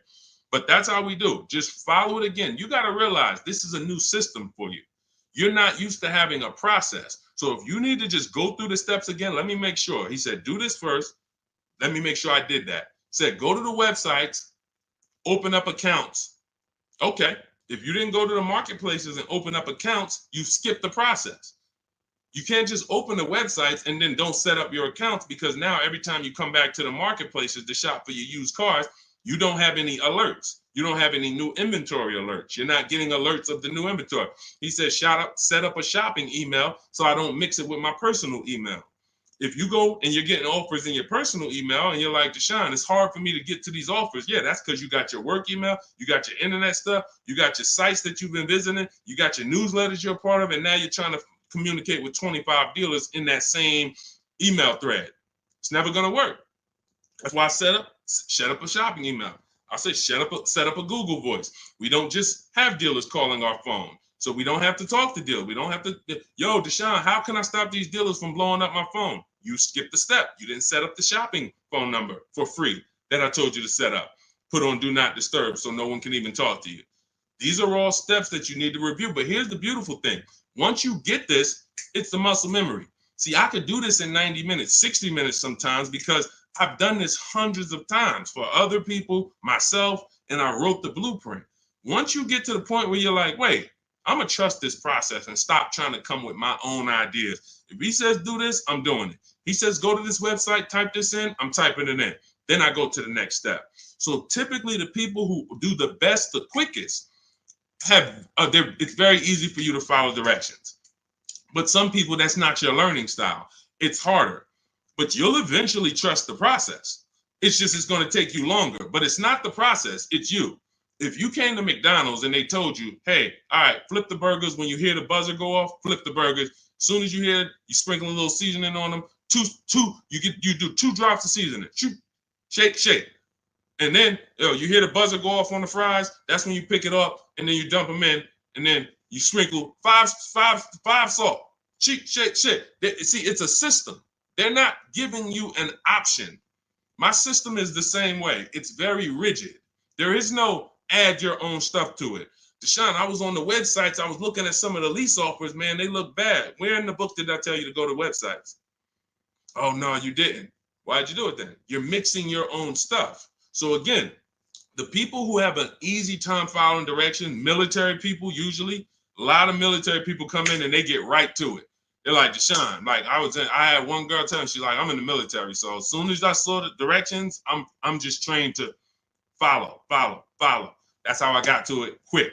But some of you, it's going to take you a little while because you're an overthinker. That's okay. You'll realize once you get the deal done, you'll be like, man, I could have did this in 2 hours. It took me 5 hours because I just was overthinking. I'm doing stuff that he ain't say do. And that's the beautiful part. Because next time you get a car, you'll think less. You'll be like, all right, let me trust this system now. Third time you get a car, you're a master. Now it's like, all right, boom, boom, boom, boom, boom. That's the process. So get on the train. Get your copy of Cars from Home, 7 Steps to Saving Time, Money, and Avoiding Dealerships. It's a digital book, so it'll be in your inbox in 3 minutes. You can start using these strategies for the rest of your life, sharing them with your families, shopping empowered, making dealers and banks bid. You're no longer begging for deals. You're no longer spending an hour in a dealership. My God, I've gotten so many cars. I've never spent an hour in a dealership. Since 2015, I have not spent 1 hour in a car dealership to get a car, not one. And I show you my car deals, I talk about them, I pay less than everyone. Unless you were using my strategies, then we'll probably pay the same amount. But as far as the cars I get, every lease I've gotten, ridiculous. 1% leases, never had to be in a car dealership. So you could say goodbye to Deshone, I never got to spend more than an hour you never spend more than 30 minutes in a car dealership again. That's just what we do. That's just, the system proves it. So go read the book. Go get your copy, 75% off in my TikTok bio, my Instagram bio, the Facebook comment, or the YouTube comments. Click the link and then click the button that says 75% off. Welcome offer. Make sure you get there before the 30 minutes is up. All right, we'll be back. We will be back to talk more. But everyone who got the book, I will see you in the book because you'll be linking the videos with me. You'll see I got a bunch of surprises in there. So go get your book, and I'll see you all on the next stream. God bless you.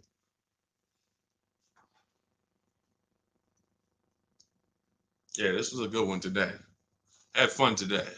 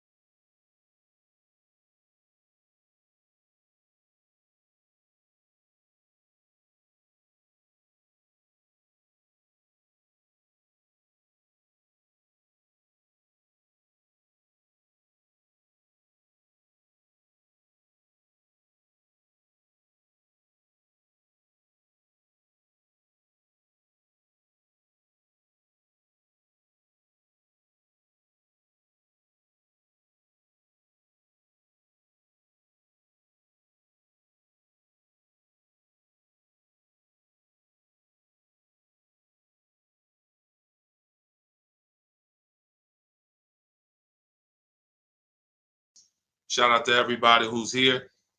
We're about to start our car shopping questions and answers live. We'll be answering as many questions about car shopping, leasing, buying, pre-owned cars as we can in about an hour.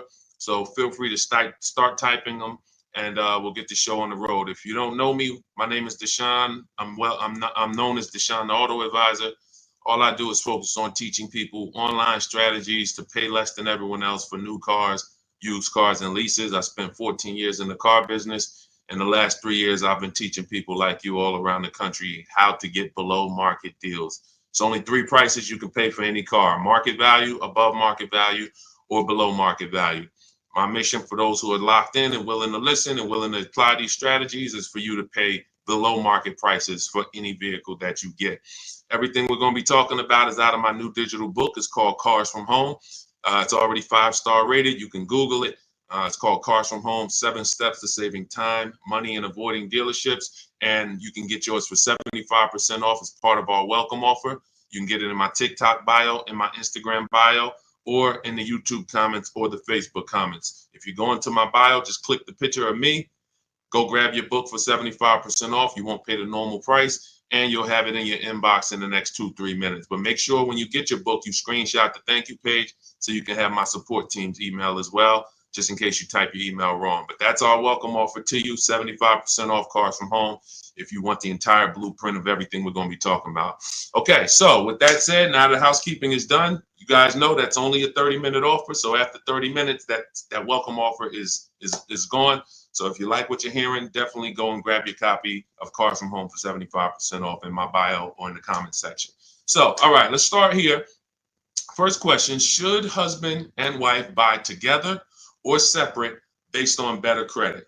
Okay, so there's no right or wrong here, but if you're saying what gives us the best chance for the best approval, you know, you can say, all right, we can go on, we can try to go on together. Could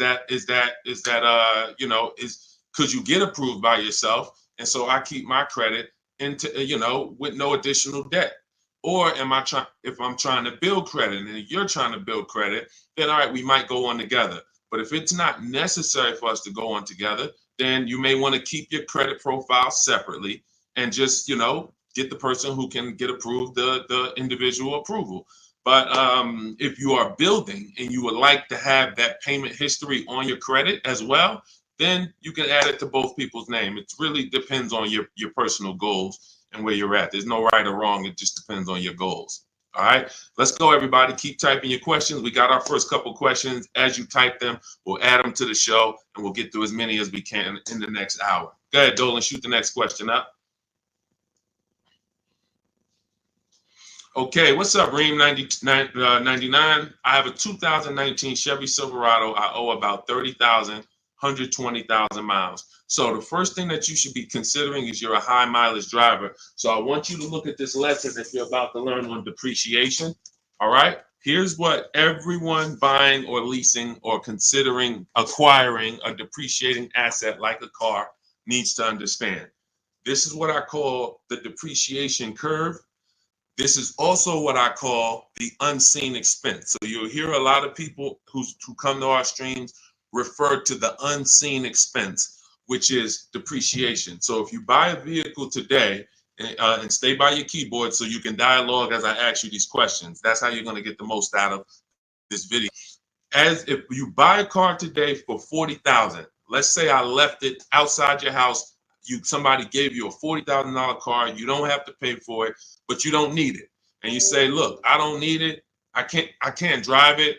You can leave it there, but it's just going to sit there for a year because I can't use it. If you came back a year later, you never drove that car. Remember, we bought it for 40.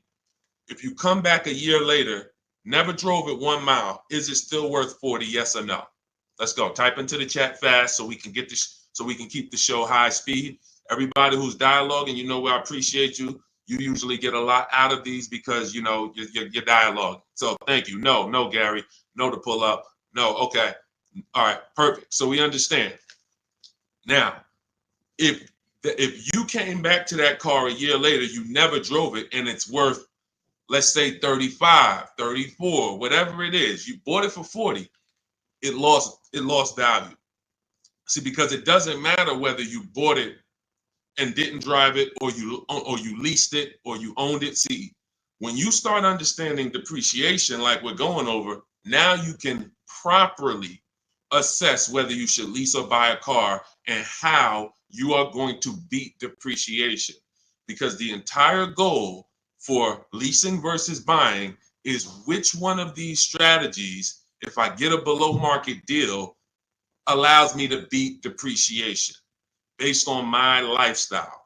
So so a high mileage driver, your depreciation ring looks entirely different from a normal driver. So where one driver might be 40,000, they come back a year later, their car's worth, 36, 34 if they didn't drive it. If they put average miles on it, maybe it's worth 32. They're losing money based on their mileage. You might put 30,000 on that car in 1 year. So your depreciation looks like this now. It doesn't look like this. Your car goes from being worth 40 1 year to literally it could be worth 26 the next year because you put 30,000 miles on it.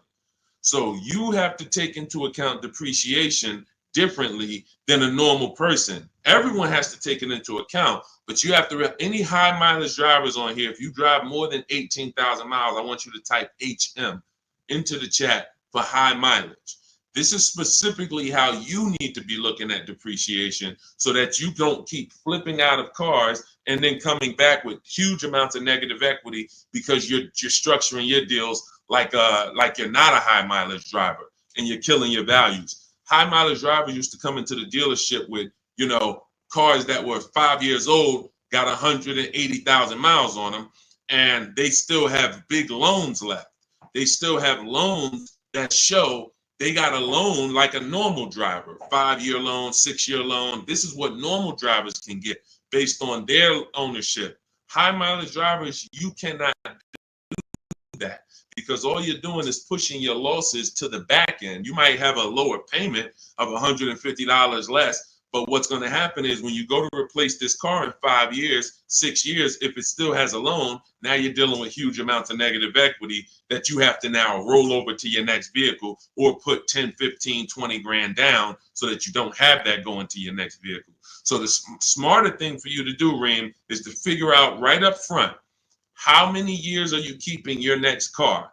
And if you're keeping your next car, like if you give you an example, let's go deeper. If you had kept this same Chevy Silverado for another 5 years, it wouldn't matter. Instead of it having 120,000 miles on it, you'd have probably 220,000 miles on it. The truck could go that long. If you got a good one, a quality one, then you should be able to put that money. You should be able to get that time out of that truck. But because you're a short-term owner, you're considering a short-term replacement. Now you have to take into account leasing. Does it make more sense for me to get a below market lease on these vehicles, pay less, build in my mileage so that I can avoid depreciation? Because if you're buying these vehicles and then you're destroying the value and you're replacing them in 5 years, you're not getting all of that money that you put in that car back out of it. You could have put much less money into it and still driven the truck. So the whole goal is getting out of this stuck in the middle and thinking 5 years, 6 years is a long time to have a vehicle. It's not.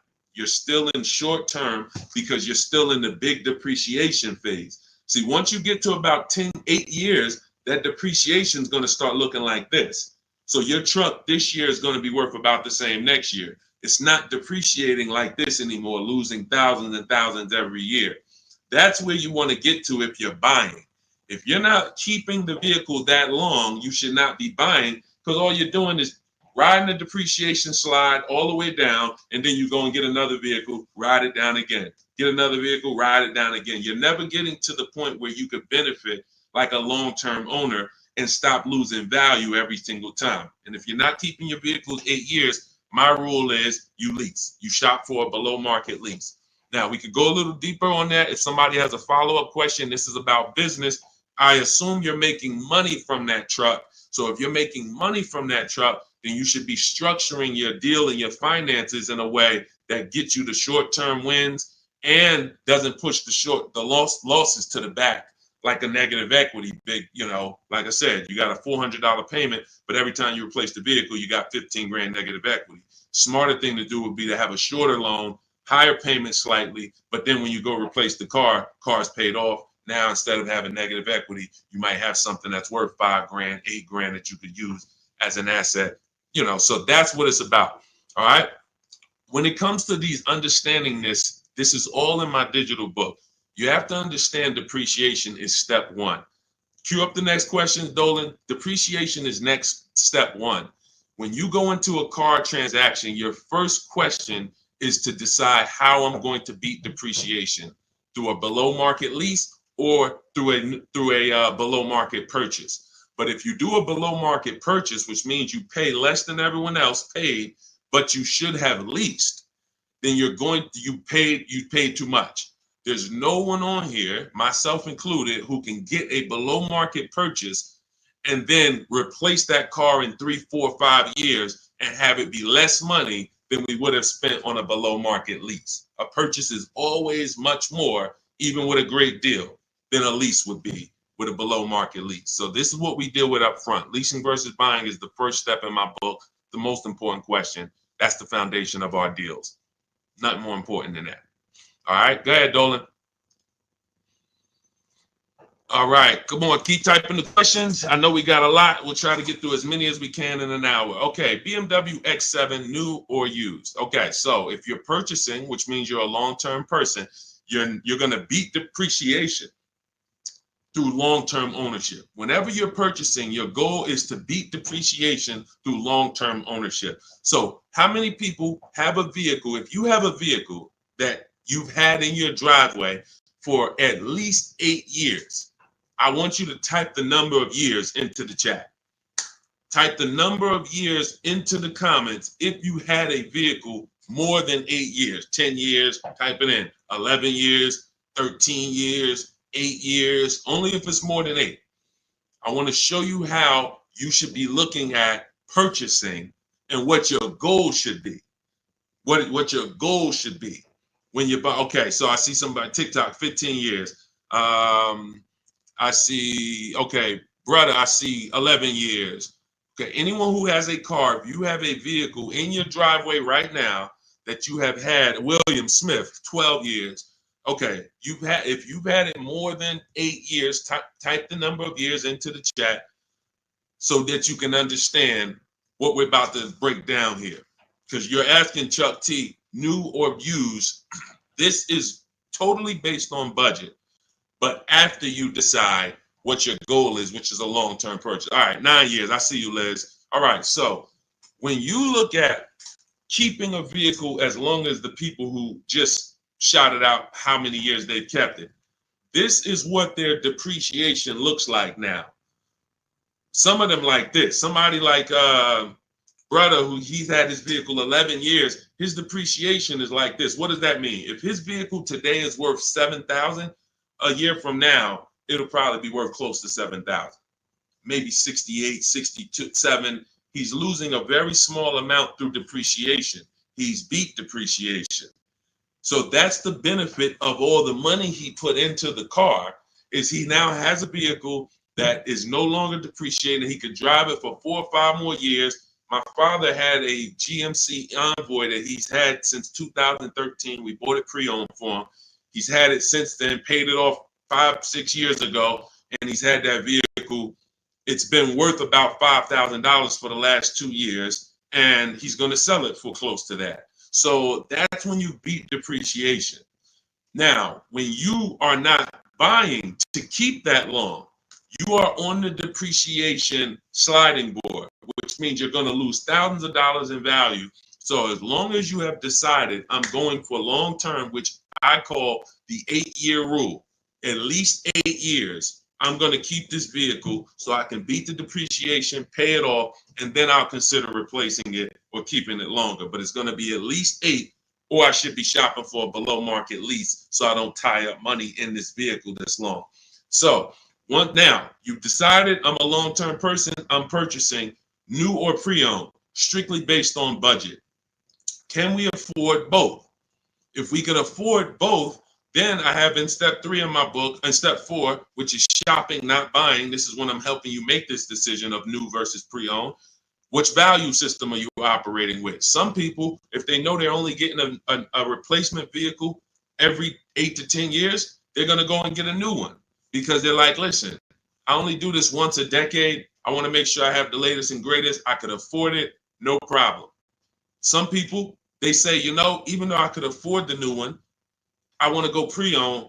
Let me try to knock 20%, 30% off my investment so I have even less money invested in the car. One person wants the latest and greatest. One person wants more value with a discount off of it, and they don't need the absolute latest. So that's the balance between new versus used. Can I get everything I need and want in a new car for my budget? Can I afford to get everything I need and want in a new car, BMW X7, for my budget? If yes, then you can go new. If your value say, listen, I could afford it, but I want to knock 30% off, 20% off, 20, whatever it is, whatever the below market used car deal would be for that vehicle, then they go that route. There's no right or wrong there. But if you can't afford to get everything you need and want in a new one, then your only option is to go pre-owned. But it's all based on the 8-year rule first. You should be buying to beat depreciation to keep at least 8 years. You're buying a depreciating asset. 3, 4, 5 years, 6 years of ownership is losses because you're not going to get the money back in resale when you're depreciating that vehicle the first 5, 6 years and then going and replacing it. You're not getting that money back. You would have been much better off getting a below market lease. Give you an example. Let's take a vehicle that's close, relatively close, price wise to that X7. Look at Teddy's, BMW. He has an electric BMW, so he got a bigger discount because there's rebates that he got. There's rebates that wouldn't be applicable on the X7, but it's a $73,000 vehicle. He's leasing it for $856 a month. That was his best offer. Now, one of the things we teach here, we do not buy a vehicle, lease it, buy it without looking at 5 offers, 5 options. If we're looking at a used car, we're looking at 5 options to make sure we're getting the best price. We do this from home. That's why my entire system, my book, everything is called Cars from Home. Cars from Home, because we're using the internet to do this. But you look at somebody like him, he paid $856 a month, no money down.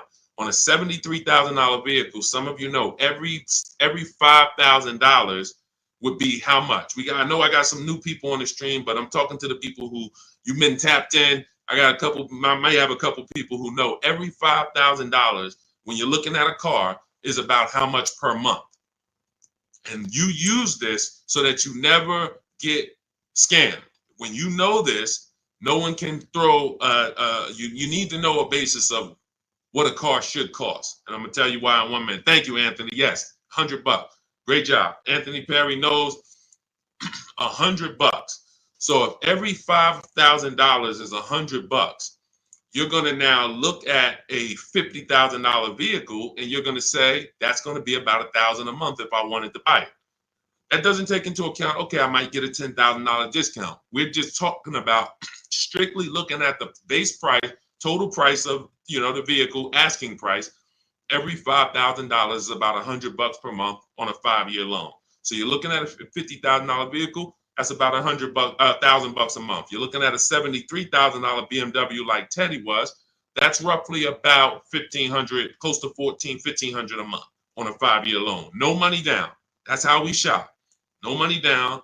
We're just doing apples to apples. We may put money down later, but we need to know base numbers. This is base numbers. So look at Teddy. He's paying $856.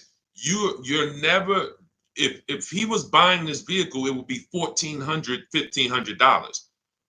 That's why I say when you ask about purchasing, it's important for me to reiterate to you that if you should be shopping for below market leases, but you're shopping for purchases, it doesn't matter how great of a deal I teach you to get. You can use the Cars from Home strategies in my book, the bidding strategies, to get the best offers on your purchase, new cars, used cars. But it's not going to compare to if you would have leased, because you should have leased because you weren't keeping your car at least 8 years. You can see he's $856 a month, and even if the deal wasn't that great, even if it was $1,000, he's still literally $400 or $500 less per month than if he had bought that car only to try to trade it in 3 or 4 or 5 years and go do it again. So the leasing versus buying is the biggest principle that you need to start your car deals with. There's nothing more important than that, and we want to make sure we drive that point home. Everything we're talking about is in my new digital book. It's called Cars from Home, 7 Steps to Saving Time, Money, and Avoiding Dealerships. You can get your copy for 75% off. That's part of my welcome offer to you.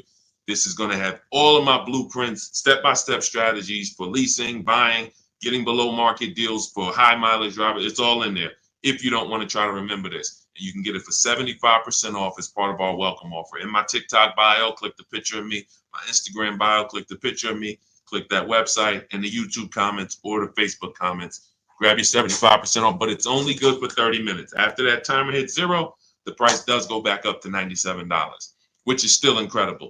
I get it at $97, but $24 is even better. All right, Dolan, shoot the next question up. All right. Cody, how much of a down payment is needed for trade-in with $10,000 negative equity? This is a great question. Depends on what you're buying the next vehicle for and what type of discount you got off the next vehicle. So give you an example. Let's take a dramatic discount like Milligan's discount. She got one of the largest discounts I've ever seen anyone get using our bidding strategies from home. Let me pull it up so that we can now. When you get the larger discount you get, the more money you're able to roll over to that deal without having to put money down. Now, let me give you an example. Why does money down become important or necessary sometimes? The banks have something called loan to value ratios. Loan to value ratios. So the banks may say, based on good credit, we will lend a customer 20% above the value of the vehicle they're buying. So if they're buying a $40,000 vehicle, we will lend that customer up to $8,000 more, which would be 20% of $40,000.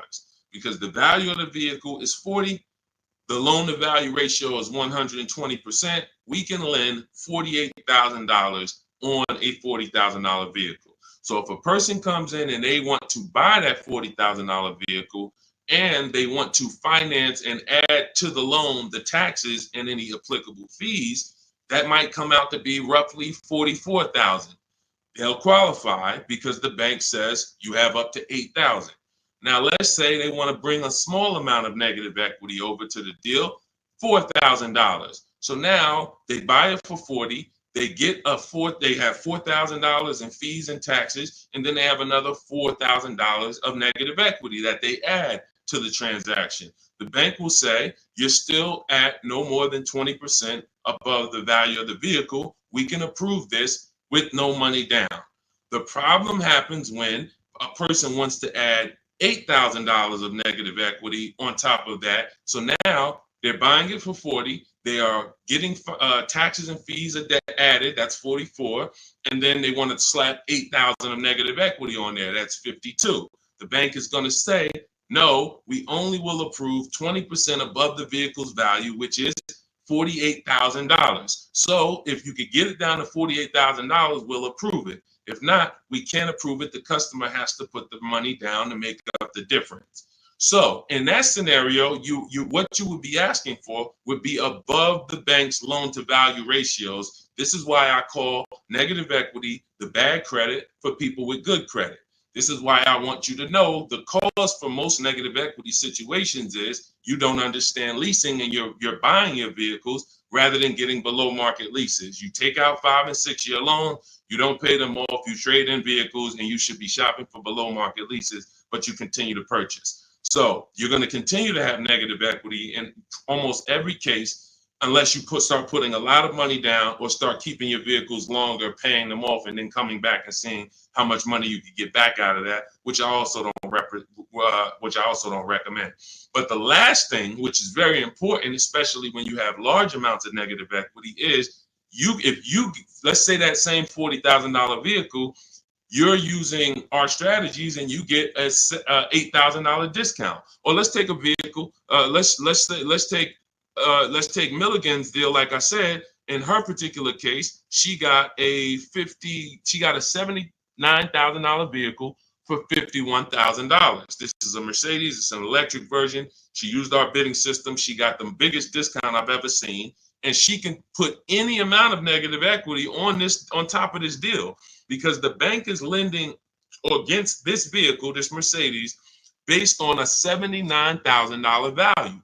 So their loan to value ratios for this vehicle would be 20% above $79,000. So if that's, let's say $80,000, 10% would be $8,000. So you're talking about $16,000 that they would lend above the $79,000.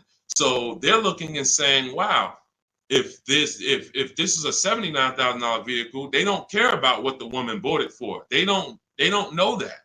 All they know is when the loan paperwork comes in, we're asking for less than what the loan to value threshold show. And they have other people that go and they pay list price. They go in, they have no strategies, and they just go in and say, all right, it costs $79,000, I'll take it, not realizing that, okay, I didn't negotiate, I overpaid by almost $27,000. That's the market value for this particular vehicle, but the bank doesn't care. The bank just wants to know that when the loan comes in, it's under 86 or $87,000, and they're going to approve it. So the bigger discount you get, the more room you have to move negative equity over, and that's what you want to understand. If I had a large amount of negative equity, I would be choosing several vehicles, using our bidding strategies from home. If you want to do it your way, at least calling around, talking to managers, getting multiple offers. You want to talk to salesmen and managers, you can do that. But once you get the discount, any amount of negative equity that you bring over would now go on top of your selling price. So if you got a $10,000 discount, then you brought $5,000 of negative equity over, you would be well below the bank's loan to value threshold. So it's based off of how much negative equity you have, and then it's connected to how much discount you're going to get off the value of the vehicle, which is what the banks actually base the loan to value approvals on. And if you can do that, you don't need a trade, you don't need a down payment. And I hope that's clear. If you rewatch this, rewatch this segment, it'll be clear to you. If most people understood that and the cost for negative equity, we have a lot better world. Deals. Negative equity is the one thing besides super bad credit where you can walk in with an 800 score. You're not leaving with a car, depending on what your situation is and what car you're trying to get and how much they're charging you for it. You are not leaving with a car. And that's just the sad part. So stay out of negative equity. Get out, stay out of it. All right, go ahead, Dolan. Next question. And I see you, Quintia. We'll get to you asking about Tesla.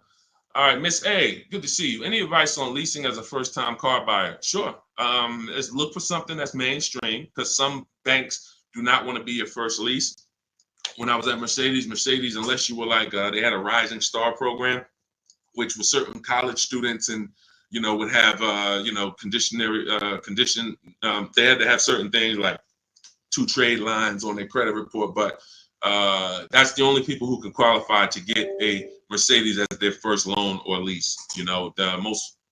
Some of these, luxury banks or import banks do not want to be the first one, but Honda, Toyota, Chevrolet, Ford, Nissan, and possibly Infiniti, as long as your credit profile is good, you're in that good range, high 6s, low 7s, the better, the higher the better, and you have a solid credit report, that could be 2 credit cards, but you're paying them on time, you're not using up that credit. I would be shopping based on the 8-year rule, which is the first step in my book. The 8-year rule is how many years are you going to keep the next car? That's the leasing versus buying question. And once you make that decision, if you're not keeping the car 8 years, you should be shopping for a below market lease. And I've seen so many people that would buy their first car or they would buy their children their first cars, and they're getting like $400 payments on these cars or $350 payments. That's only a $15,000 to $18,000 car. So they're usually getting, a 4 or 5 year old, Hyundai Elantra, Toyota Corolla, if they're buying used.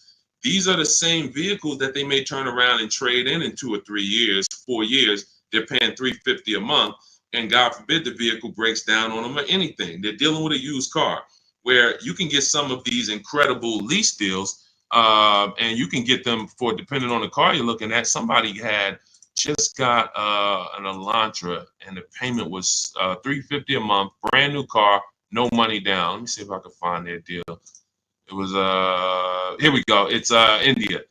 I joined last year. She joined our program. I do have a program where I shop with people. Depends on how you want to learn. You can go to my bio to figure that out too. But these are people who are in my program. They have the same strategies you have access to in my book, same process. It's just one's a blueprint for people who are like, Deshone, give me the blueprint. I'll follow it step by step. You can get to all your deals. And one is done with you, where you're like, hey, let's shop together. You're basically shopping with me. So it says, got back 6 quotes, because I told you guys we don't make a deal unless we get at least 5 quotes on every vehicle. Got back 6 quotes. Fast forward 2024, I had to find a car in 2 weeks, so you don't need a lot of time to implement this. My process actually takes, max probably 3 days. If you needed a car in 3 days, we can get a below market deal that fast. I had to find a car in 2 weeks, so I got to work in about 5 days. I walked out with a 2024 Hyundai Elantra, 36 month, 12K, 365 a month, no money down. So this is a brand new vehicle, probably about a $26,000 vehicle. You know, no money down. So when we consider the fact that, as I said, some people are buying their family members, you know, $15,000 to $18,000 vehicles that have a 365 payment. Okay, do I want my people? Do I want my my child or whoever in a, you know, 2019 or 5-year-old or 4-year-old or, you know, 6-year-old used vehicle for $350 a month, $360 a month, or can I go out and can I lease a below market? Can I get a below market lease? Because again, there's a lot of people paying a lot more than what India just paid. So I don't want you to think that's the deal for everyone. That's a below market lease deal. You can look at the commercials and you'll see that anytime you go to a website to lease a Hyundai Elantra, that's not going to be the deal. $350 a month, $360 with no money down. They're probably going to say $279 a month with $3,500 down plus tax and fees. And again, the key is this is a below market deal that India got using my blueprints, using our shop from home strategies where we don't talk with dealers. So that's the thing. I would most likely say I want my child or my spouse or whoever in a new vehicle for the same payment rather than a used one. So that's it. So everything we're talking about is in my new digital book. It's called Cars from Home, 7 Steps to Saving Time, Money, and Avoiding Dealerships. You can Google it. It's already 5-star rated. In fact, before we go to the next question, I wanted to pull in some of these reviews. Thank you to everybody who has reviewed the book. And I appreciate it. I just grabbed a couple random ones. Says here, this book is a must have if you're thinking of getting a new or used car. So much has changed in the process since I bought my first car 40 years ago. Think of it as a workbook. So even though you finish the book, you will refer back to it several times in the process. Deshone takes you step by step through the process and has videos to support the steps that I do. That's a surprise in there. For those of you who have the book, you know I link to certain videos to help you understand things better. I feel better prepared to go out, get the deal I want for my next car, and I know that I didn't get taken advantage of by a dealer. Thank you, Marguerite. Appreciate you. Again, you can get your copy as part of our welcome offer to you for 75% off. Books normally $97. You go to my TikTok bio, click the picture of me, go to my Instagram bio, click the website that says 75% off, or you can go to my Facebook comments or the YouTube comments to activate your 75% off. But it's only good for 30 minutes. If you visited and that clock started ticking down, once it gets to 0, the price does go back to $97. So go get your book, screenshot the thank you page so you'll have the support team's email and come on back to the show. Go ahead, Dolan, shoot the next one in. Oh, Dominique said, buy the book, y'all. I bought a used car using Cars from Home strategy. I saved so much money and time. It was not hard either. If you follow the steps, Deshone literally does it for you. That's it. That's a fact. Thank you, Dominique. That is a fact. Like, you're not using your stuff anymore. You're using my stuff.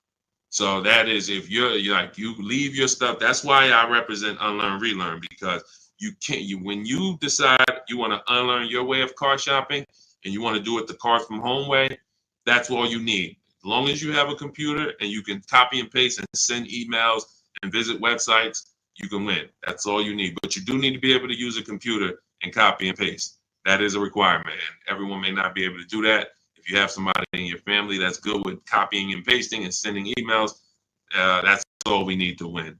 All right. Thanks, Dominic. I appreciate that. Go ahead, Dolan. Shout out to the sharers and shout out to everybody running the likes up on TikTok. Thank you to everyone who hits the share button. Whenever you hit the share, tag your best friend, tag one friend in, because they may be car shopping this weekend. Right now, they might be going to a dealership later, and you have no idea. Most people are overpaying by thousands. There's only 3 prices you can pay with cars. Market value, that's what everyone pays. Above market value is what the worst negotiators pay. And below market value is reserved for people who are putting dealers against each other. Negotiators can get market value for negotiators. So even if you're a great negotiator like I am, obviously I was a great negotiator selling cars for 14 years, but even if I was a great negotiator, I'm still going to get market value, because the only way I could guarantee below market value is by looking at multiple options, the same way you buy a TV. You go buy a TV, you're looking at multiple TVs, Walmart.com, Amazon.com, all these different sellers from Amazon, Best Buy. So that's the only way you can guarantee a below market price for your TV, is looking at multiple offers. You could go to Walmart and say, all right, I got a TV, $700. Was it market value? Was it below? Or was it above? You don't know until you look at all the market, and that's what we do. That's what Cars from Home is about. Okay, Alan Carter, 35 years in the car business. Your advice is spot on. Thank you, sir. I appreciate that. Thank you so much. All I want to do is help people find the 20% of car dealers and salesmen who are honest, who want to compete, who want to take care of their customers. That's the 20%. But 80%, we have proven that, working with hundreds of people personally, thousands around the country, we've proven that you must get 5 offers on every car, because 80% are going to be overpriced. Doesn't matter how much you negotiate, they're not going below a certain amount. So when they tell you, hey, Shantola, thanks for coming in, but this is the best offer we can do, that does not mean that's the best offer any Nissan dealer can do. That means that's the best offer Nissan of Bay Ridge can do. That's the best offer Nissan of Hudson County can do. But there are several Nissan dealers competing, and we need to get competitive offers to see who's the 20% of dealers who are going to beat all their competition. And we only do this from home. Go ahead, Dolan. Great questions today. Let's go. Keep typing. Let's get to as many as we possibly can. Does your process work when leasing a Tesla? Yes and no. My parameters for overpaying for a lease should never be broken. They're based off the 1% rule. So how did we come up with the 1.5% rule for knowing bad lease deals? We had to look at what a great lease deal was. And the 1% rule has been around since way before I started leasing cars. So you take the MSRP of the vehicle, the total MSRP, you type that in, and you multiply the total MSRP by 1%. And if your lease payment with no money down is under that, you stole the vehicle. It's a steal. I call it a steal. So we have 3 different ways we look at leases: a steal, a deal, and when it's time to chill. Very simple. A steal is 1% or less. So what does a 1% look like in real life? Look at somebody like Greg. Greg leases his $56,000 Kia EV6 Win, $527 a month. No money down, 12,000 miles per year. Now you can adjust this miles. You can get 15,000, 18,000, 25,000. But the way we shop is based on 12,000 miles per year. That's how we judge the 1% rule. So another 1% deal, less than that. You know, Zafrina uses our strategies, uses what's in my book. She puts the dealers against each other. She gets multiple offers. You can see she used all the scripts, my email scripts. We don't talk. She gets $579 a month on this $65,000 Jeep Grand Cherokee. You look at somebody like, where is Rosalie? Rosalie Ansley is another 1% lease deal. 2024 Infinity truck, $58,000, $554 a month, no money down, right under 1%. And he's driving something he likes. This was a vehicle he got for his father a couple days ago. So this is a 1% lease. So now we say, when I started telling people about leases in my videos, I knew people were going to go out and get bad lease deals because they just literally don't know how to make people bid, and they're just going in trying to negotiate, not realizing a lease is going to look better than a purchase. The only people who really say a lease is the same are people who really are overpaying for their leases, because they'll say, wow, the dealership told me to shine that with their lease deal, it'd be better if I just buy it because it's about the same price. That means they're offering you a horrible lease deal. That dealership is running a horrible lease deal, and they want to try to talk people into buying. But normally a lease, when you look at like these deals, is, you know, these are hundreds of dollars less per month than they would be to purchase, hundreds less. So now we say, well, how do we know a bad lease deal? You're paying too much money for a car you're giving back. It's very simple. A bad lease deal is just that. You're paying too much money for a car or vehicle you are giving back in 3 years. That's another reason we don't do 4-year leases at all. Because when you add up all the payments, you look and say, wow, I leased a $40,000 vehicle and I paid $28,000 for that vehicle over 4 years. Then I gave it back to them. You paid off almost the whole vehicle and then gave it back to them. That's why 4-year leases are horrible. But you're only judging your lease value by how much you're paying over time and how much did it cost me to drive that $40,000 vehicle for 3 years. Did it cost me $13,000 to drive it over 3 years? $17,000 to drive it over 3 years? $20,000 to drive it over 3 years? What did it cost me? And that's what the 1% rule is basing it off of. If you're looking at a $40,000 vehicle, you get a payment of $400 per month. It costs you 400 times 36, cost you $14,000 to drive a $40,000 vehicle over 3 years. That's much less than the normal depreciation of that vehicle. So we go up to 1.5%. So 1.5%, anything above that, you're paying too much for a vehicle that you're giving back. There's no value in leasing that vehicle. And when you compare it to other vehicles, because every vehicle has a different lease program, there's so many other vehicles you can lease and get a lot more value, drive a whole lot more car MSRP wise, and have the same amount of money coming out of your bank account. So that's why the 1.5% rule is our anchor for overpaying. And even though Tesla does not negotiate, Quintiel, because this is all to answer your question, Tesla does not negotiate. You order your car, they have a one price system. When you do your lease for 12,000 miles per year, no money, just giving them first month's payment. You divide that into the MSRP of the Tesla. Is it under 1.5? So I don't care that Tesla. So Tesla doesn't allow us to make dealers bid against each other because every Tesla is going to be the same price from California to New Zealand to New Hampshire to Connecticut. They're the same price. So what we have to say is the lease program good that Tesla is offering? And if I divide my monthly payment into my MSRP and it's under 1.5, closer to 1 the better, the lower the better. But we need to judge that. That's how we would judge that. So when that's the part of our process that would still be applicable when leasing a Tesla. And if you have a vehicle you're replacing, or when that vehicle is up, our system for selling leases, assessing our equity is still applicable because we don't return a lease without checking equity. This is step 2 in my process. If you have a lease, or if you have ever at any point in your life dropped off a lease to a dealership without checking for equity, type me in the comments. Type me in the comments. If you have returned a lease and you did not assess your equity, and matter of fact, I know there's a lot, you might be like, Deshone, I didn't even know you could sell a lease. If you didn't know you could sell a lease, just type a question mark. I didn't even know it was even possible for me to sell a lease, much less turn around and have a process for how I sell it or how I analyze. Okay, Faith, I see. I never done that. Dwayne Castro, me. Okay, perfect. So what we do is, this is step 2 in our process. We assess our equity on any vehicle that we are replacing because we don't trade. We don't trade. Some of you know that. So the equity assessment is how we don't give dealers back money.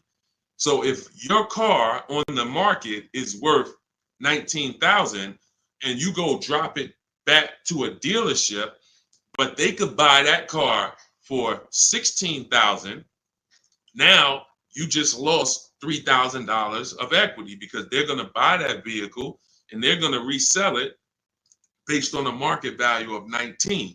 So what we do is we make sure before we return any lease, we are checking the market value, getting 6 offers to see if is the price that a dealer can buy our lease for, is that a price that is that a price that's higher than our is our market value higher than the market? Let me break it down like this. Let's say the dealer buyout price is $19,000, but your highest offer market-wise is $24,000. That means you have $4,000 to $5,000 of equity that we could cash out, let CarMax, Driveway, Carvana, Kelly Blue Book Instant Cash Offer, Auto Nation, Car Gurus, one of these buyers that we use, this is all in my book. This is step 2. We get these online bids. We're going to let them buy the vehicle and then we'll make $3,000, $4,000, $5,000 once we sell it to them. And I've helped hundreds of people do this. There's several videos on my pages where you can see people that are commenting, man, I use your strategies. I made 7,000, 8,000, 10,000, especially during the pandemic, because every vehicle was worth $7,000 to $12,000 more than it's worth today, more than it would be worth in a real market. And I told people for 2 years straight, once I started talking about this, I said, listen, cash out now. If you have a vehicle, cash out. We help people cash out $5,000, $7,000, $10,000, $12,000, put that money in their bank, release or rebuy below market. And some people can say they capitalize on a once in a lifetime market that none of us have ever seen before. Strictly based on the equity assessment. This is all in my digital book. This is, if you're like Deshone, I don't even want to remember half this stuff. I'm not going to remember it. You can get my entire blueprint that teaches everything about below market leases, below market purchases, below market new cars, used cars, making banks bid, equity assessment, selling leases. All of that is in my book step by step. And you can get your copy for 75% off for 30 minutes only. It's my welcome offer to you. I want to give you incentive to get the book now so you can pay less, 75% off. In my TikTok bio, go to that picture of me, go to the Instagram bio, click that link, click the button that says 75% off new book.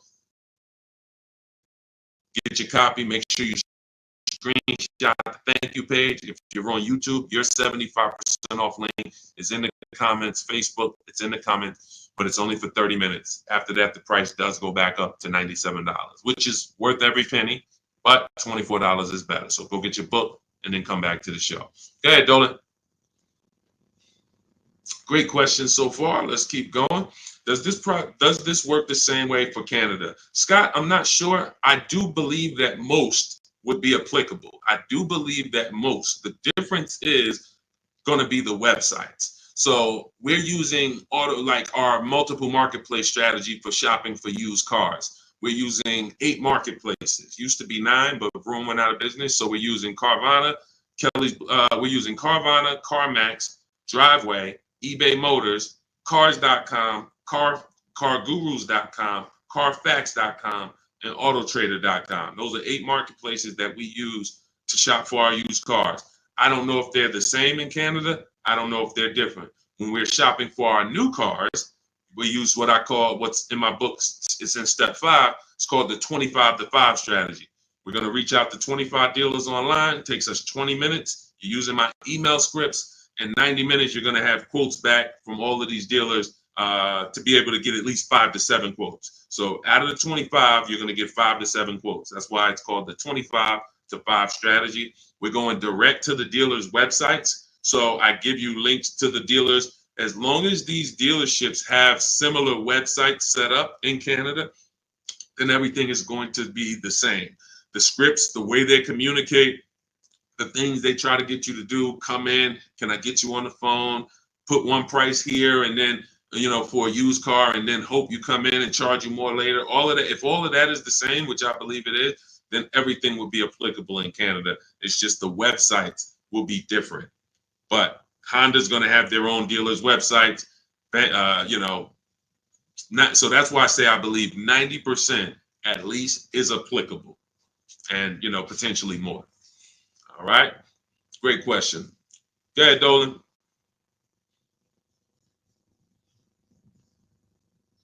I have the book. Great job, and make sure you guys send me your emails, just like Tiffany did. I always use Tiffany because she was the first one to send us an email, and I always make sure I reference her. But everybody who sends these in, I get to bring them onto the show. I brought a couple more. Look, this one is from Christopher.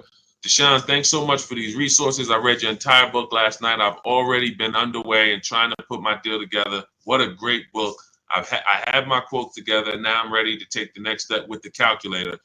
I'm a big fan of your channel and your resources. So I have calculators in the book that I invented. We have 5 different custom calculators: perfect budget calculator, lease counter offer calculator, purchase counter offer calculators, true value calculator for when we do used cars. So I think there's 4, might be one more, but there's at least 4 calculators that we invented. That these, you can't find these anywhere on Google. I literally wrote the code, and so that's what he's talking about when he talks about the actual calculators that are in there for you guys. So yeah, send me all your details. I love reading stories like that. Okay, Stos, what if I have a 600 credit score? How much is that lease deal that they're going to give me going to go up by? It's a great question. So if you are not in a position to lease because you won't qualify for a lower tier approval, a tier 1 approval, which is basically the best offer. Most leases are they're offering the lease based on tier 1 approval, which you don't need to have perfect credit for. That's not a super tier approval. That's not A1. There's tier 1 and then there's tier A1. So A1 is going to be a super tier, which is usually applicable on limited inventory cars. It's not important, but most vehicles, they're going by tier 1. And so most people can qualify for tier 1 with a good credit profile. But if you don't get tier 1, the payments can go up significantly. If you get tier 3, tier 5, some banks have 6 tiers. So the payment can go up by $100, $150. That's why we always have backup offers. So in case someone tells us, hey, your payment's going up by $80, we go to our backup offer. We give them a chance to actually see are they lying to us? Are they just trying to take a shot at us? Because sometimes they are, sometimes they're not. But if I can't qualify for a lease, what I'm doing is buying what I call in my book a smart card. This stands for saving money at the right time. Saving money at the right time. It's not the little smart cards that you may be familiar with. What I'm doing is setting myself up to lease. So I'm going to go get the least expensive car that I can get a loan on. That is the goal of a smart car, to have the least expensive quality car. It must last. Car cannot be breaking down. It's the least expensive quality car that I can get a loan on. $10,000 loan, $12,000 loan. So now I'm going to get the smallest car that I can get, maybe like a Hyundai Elantra or something that was like 24, 25,000 new. And I'm looking to get it around 10,000. So it doesn't have to be too old. Now I'm getting that vehicle. I'm going to drive that vehicle for 2 years, establish a payment history. My payment should be no more than $250 a month. You're talking about a $10,000 loan. So now I got an easily manageable payment. I got a car that is dependable. I trade out of that into a lease in 2 years. But what some people do, which is what I don't recommend you do, when you're trying to qualify for a lease, that should be the goal. It should be, I'm buying this vehicle right now that I'm getting is going to set me up for my lease in 2 years. Now, some people will go, I just got to have what I want now. And they'll go and they'll get the Dodge Charger with the Hemi engine, or they want but they know that, all right, I'm going to go and get a $25,000 vehicle. But because you have a low credit score, you're going to pay 18, 20, 25% interest. So now when you go to replace that, first of all, in 2 years, you got to make it to 2 years with a high payment, a car that most likely wasn't a quality car, because you're stretching. When I say you're stretching, if you're trying to get a $25,000 Dodge Hellcat, that vehicle probably has 80,000 miles on it, no warranty. So you're getting you're not getting a quality one.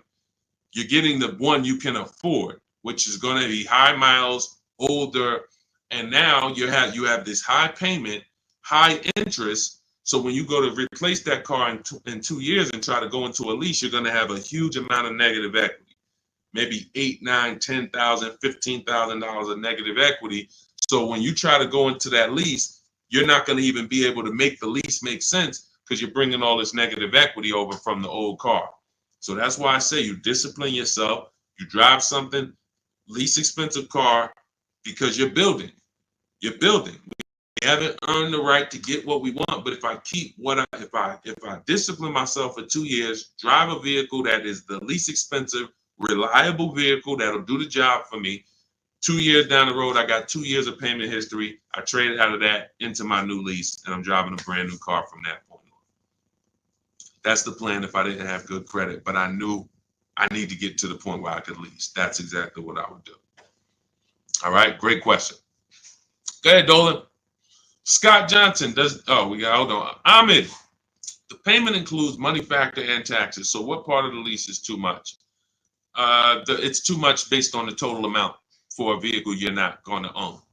So when I leased my $35,000 Jeep Grand Cherokee, I got it for $330 a month. This was in 2018. So 2018, I paid $330 a month, and then I drove off. It was a 39-month lease. So over 39 months, I paid $12,870 for a $35,000 vehicle. Plus taxes and fees, it would have been probably $39,000. So $12,000 it cost, $12,870 it cost me.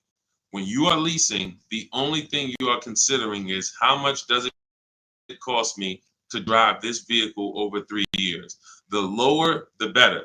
And that's how I look at cars, and that's how I teach all people who do cars from home, all the cars from home insiders, look at leases and say it's a value play.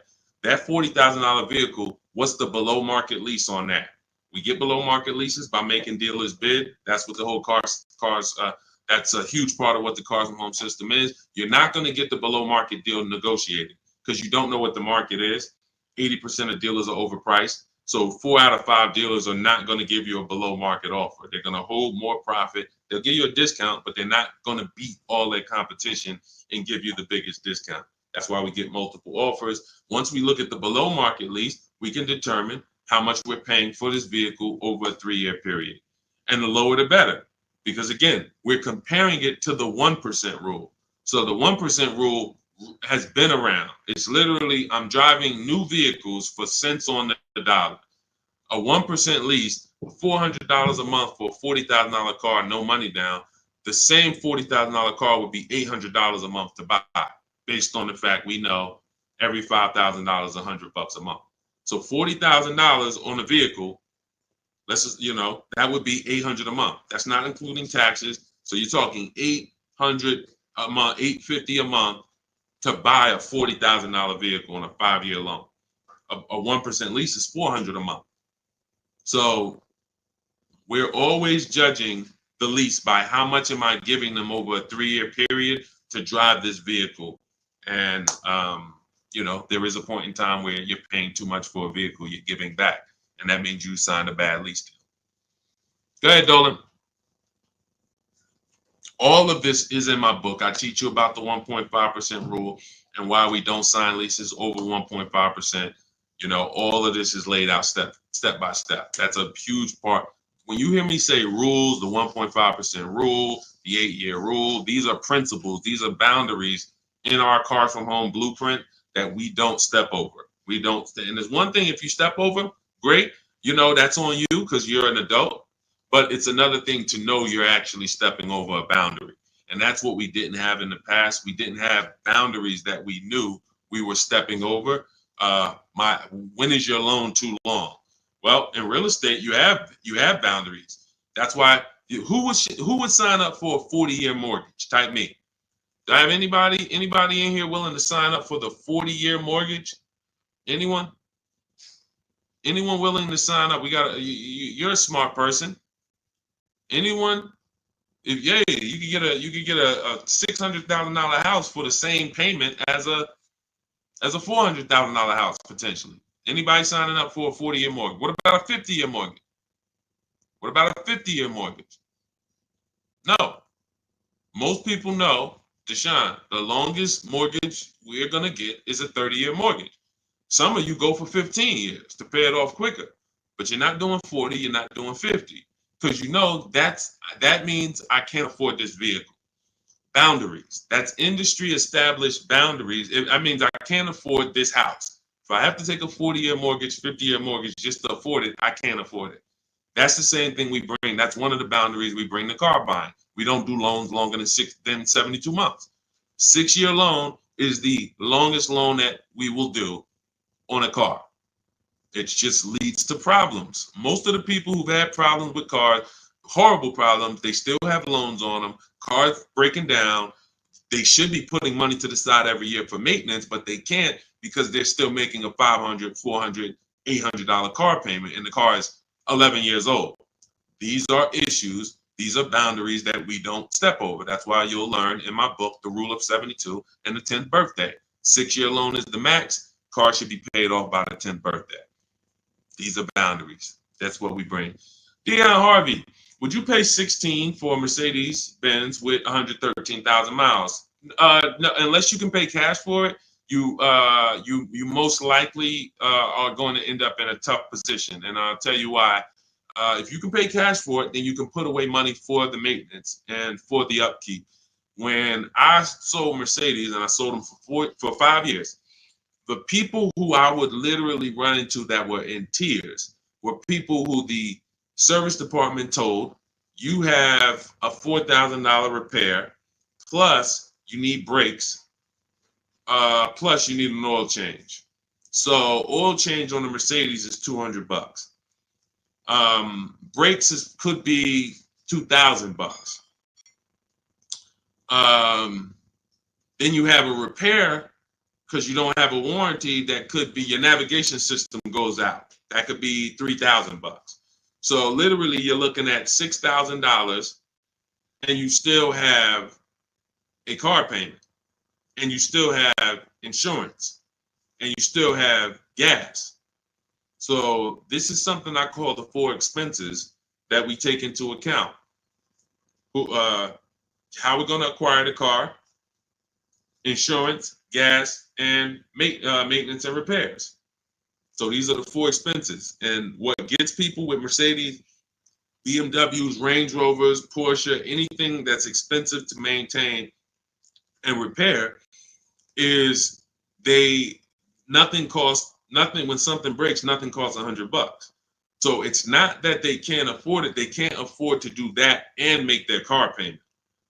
So that's why I said, if you're going to pay cash for the 16 Mercedes and you've screened down title, history, service records, accident history, and then you've done a market assessment, this is all stuff I teach you to do step by step in my book when we're buying a used car, then you can pay cash for it. But if you can't pay cash for at this point, 8-year-old car with 113,000 miles on it, then you really can't afford that car. Go ahead, Dolan.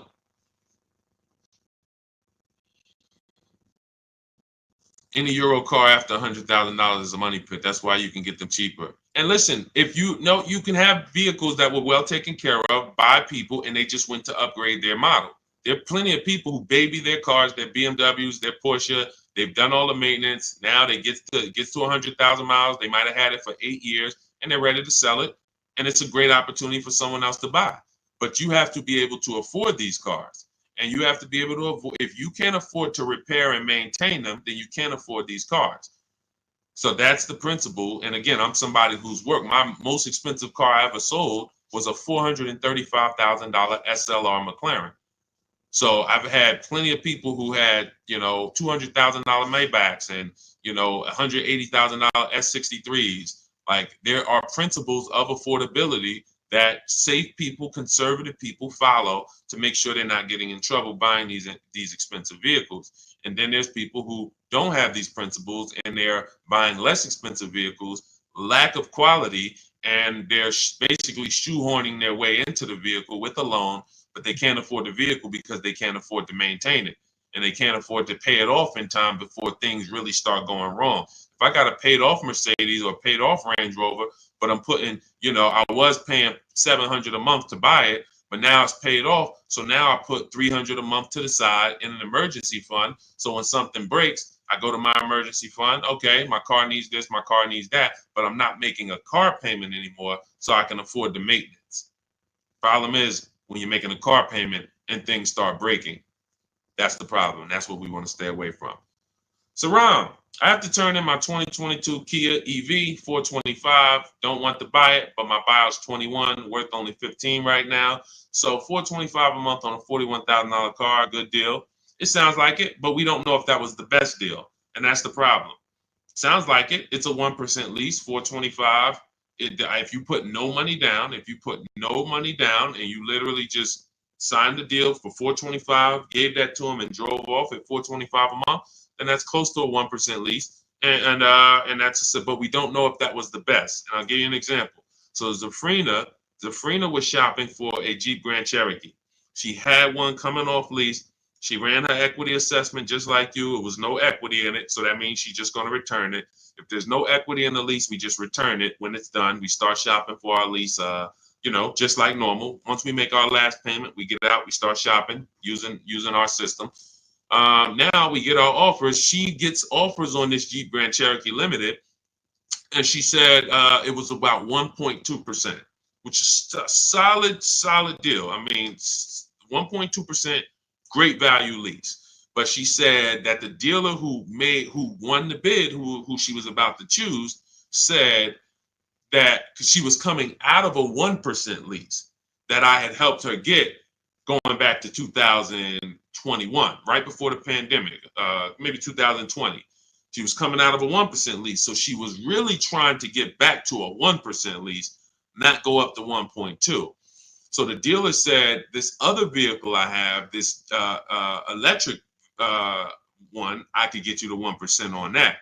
So she asked in our group, because this is people who shop with Deshone. If you want to shop with Deshone, if you want to learn, depends on how you learn. Go to my same bio and you'll see buttons that says, see if you qualify, shop with Deshone. But I do work with people who want to actually shop in a different way. Blueprint is for people who like blueprints. If you are a blueprint person, Deshone, give me the blueprint. That is my Cars from Home book.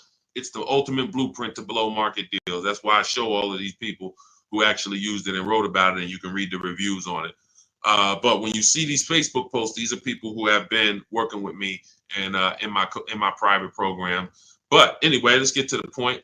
She now says, should I take the 1% on the different vehicle? I said, you got to you have to reach out to all the dealers that emailed you about the original Jeep Grand Cherokee and now give them a shot, because now that guy might be offering you 1%, but you don't know, is that the best deal? Just because he was going to give you the best deal on the normal version, he beat everyone else. That does not mean he's giving you the best on this electric version. He could be using this as an opportunity to make a little more money on you. So she connects, sends out my scripts. We have this contact script, very simple to use, copy and paste. She sends it out on the electric version. The winning bid comes in at $579 a month, which ends up being a 0.88% lease. So yes, when we look at a 1% lease, we might say, hey, when you're asking, hey, this was a 1% lease, was that a good deal? Yes, it is a good deal. Yes, it is a steal. 1% is a steal. Does it mean 405 was not available on this vehicle? No. Does it mean 395 wasn't available on this $41,000 vehicle you got? No. And there's no way for us to know that unless you followed our process and you know there was no better offer than this offer. That's when you know. And that's all we care about. We want to guarantee we got the below market lease. We want to guarantee we saved all the money and got the below market discount on the purchase. We want to guarantee that on our used car that we're buying, we got the below market price. And that was the least expensive option within 100 miles of me, 150 miles of me. That's what we roll. And that's the Cars from Home system. So everything in this stream is sponsored in my new digital book. This is not, I don't wing it. And the beautiful thing about what you're going to do with Cars from Home is you're no longer going to be winging the process. This is the second most expensive purchase that many of you will make. And some of you who don't own a home, this is the most expensive purchase that you have made so far. And every single time you make a 5-figure decision on a car, you add these up and you can see I've made $100,000 in car buying transaction decisions over my lifetime. What is my process for getting below market deals? What is my process for not paying what everyone else is paying? You've winged it, but you're no longer going to wing it. This is a 7-step process. In the book, I have links where you can stay right on task. If you're on the lease path, you're not looking at new cars. You're not reading about purchasing used cars. If you're purchasing a used car, you're not using the system on leasing. You're not using the system on new cars. You're on the used car path. That's the way the book is. It's linked and it warps you to the areas so that you can stay on task and not be learning everything about leasing and buying and used cars and new cars and bidding. Or you don't need to learn all that. We just need a path for you that you can follow step by step to get to your below market deal. And that's the way the book is set up. So it's 5 stars. You can get your copy as part of my welcome offer to you for 75% off. It's normally $97, but for 30 minutes only, you get yours for $24. That's 75% off. It'll be in your inbox in 5 minutes, and you'll have everything for the rest of your life to use when it comes to leasing. If your spouse wants to buy, your child wants a used car, you can open this blueprint up at all times and use these strategies that you paid $24 for. Now, if you missed it and you didn't get there before the 30 minutes went to zero, then you'd have all these strategies and you paid $97 for it. It's still a win. It's still going to be in the top 3, top 5 most valuable books you've ever owned to your bank account. That is the biggest thing. This book being valuable to your bank account. So go get your copy for 75% off. Click that picture of me in my TikTok bio. Click that picture of me on Instagram. Go to that website in my bio, and then you'll see the button that says 75% off welcome offer. YouTube, you have a comment in the, you have a comment for your 75% off in the comment section. Same thing on Facebook. Get there, use it. Make sure you send me all of your deals. Email me with your deals. Every time you make a deal, I want to see it. Deshone, look at this deal. My biggest thing is seeing the money you are paying for these cars. I want you to be like all of these people who send their deals in. Look, this is what it's about. I don't want you just getting a car. We'll be excited about the car too, but I want you just as excited about the deal you got, because once you see below market deals and you see how different they are than market value deals, or God forbid above market value, you're going to see that you'll never go back. And then I just want you to send me, I want you to help me see what every below market deal look like. Right now, we know the below market deal on this Mercedes that Milligan got is $27,000 off. That sets the market. So if anybody got this same vehicle, the same vehicle that she got, and you didn't get $27,000 off, you overpaid. You know, we know Sean set the market on this on his F-150 Lightning. Some deals are, look, Kimberly set the market on this Maserati Greco that she got earlier this year. She said, look, it was $20,700 off. They gave her sitting at home, getting a bid, a brand new, never before owned. She's the first owner. She got $20,700 off. That's the market value of that vehicle at the time. If somebody got $10,000 off, they paid. That's an average deal. They overpaid by $10,700. So we get to set the market for these vehicles using these shop from home strategies, and that's what I want. I want you empowered. I want you guaranteeing that you save, that no one else paid less than you. And that's the empowerment. You do that right from home, right from your living room. So I will see you all on the next stream. Grab your book. I'll see you inside the book. And God bless you. Let's keep unlearning and relearning.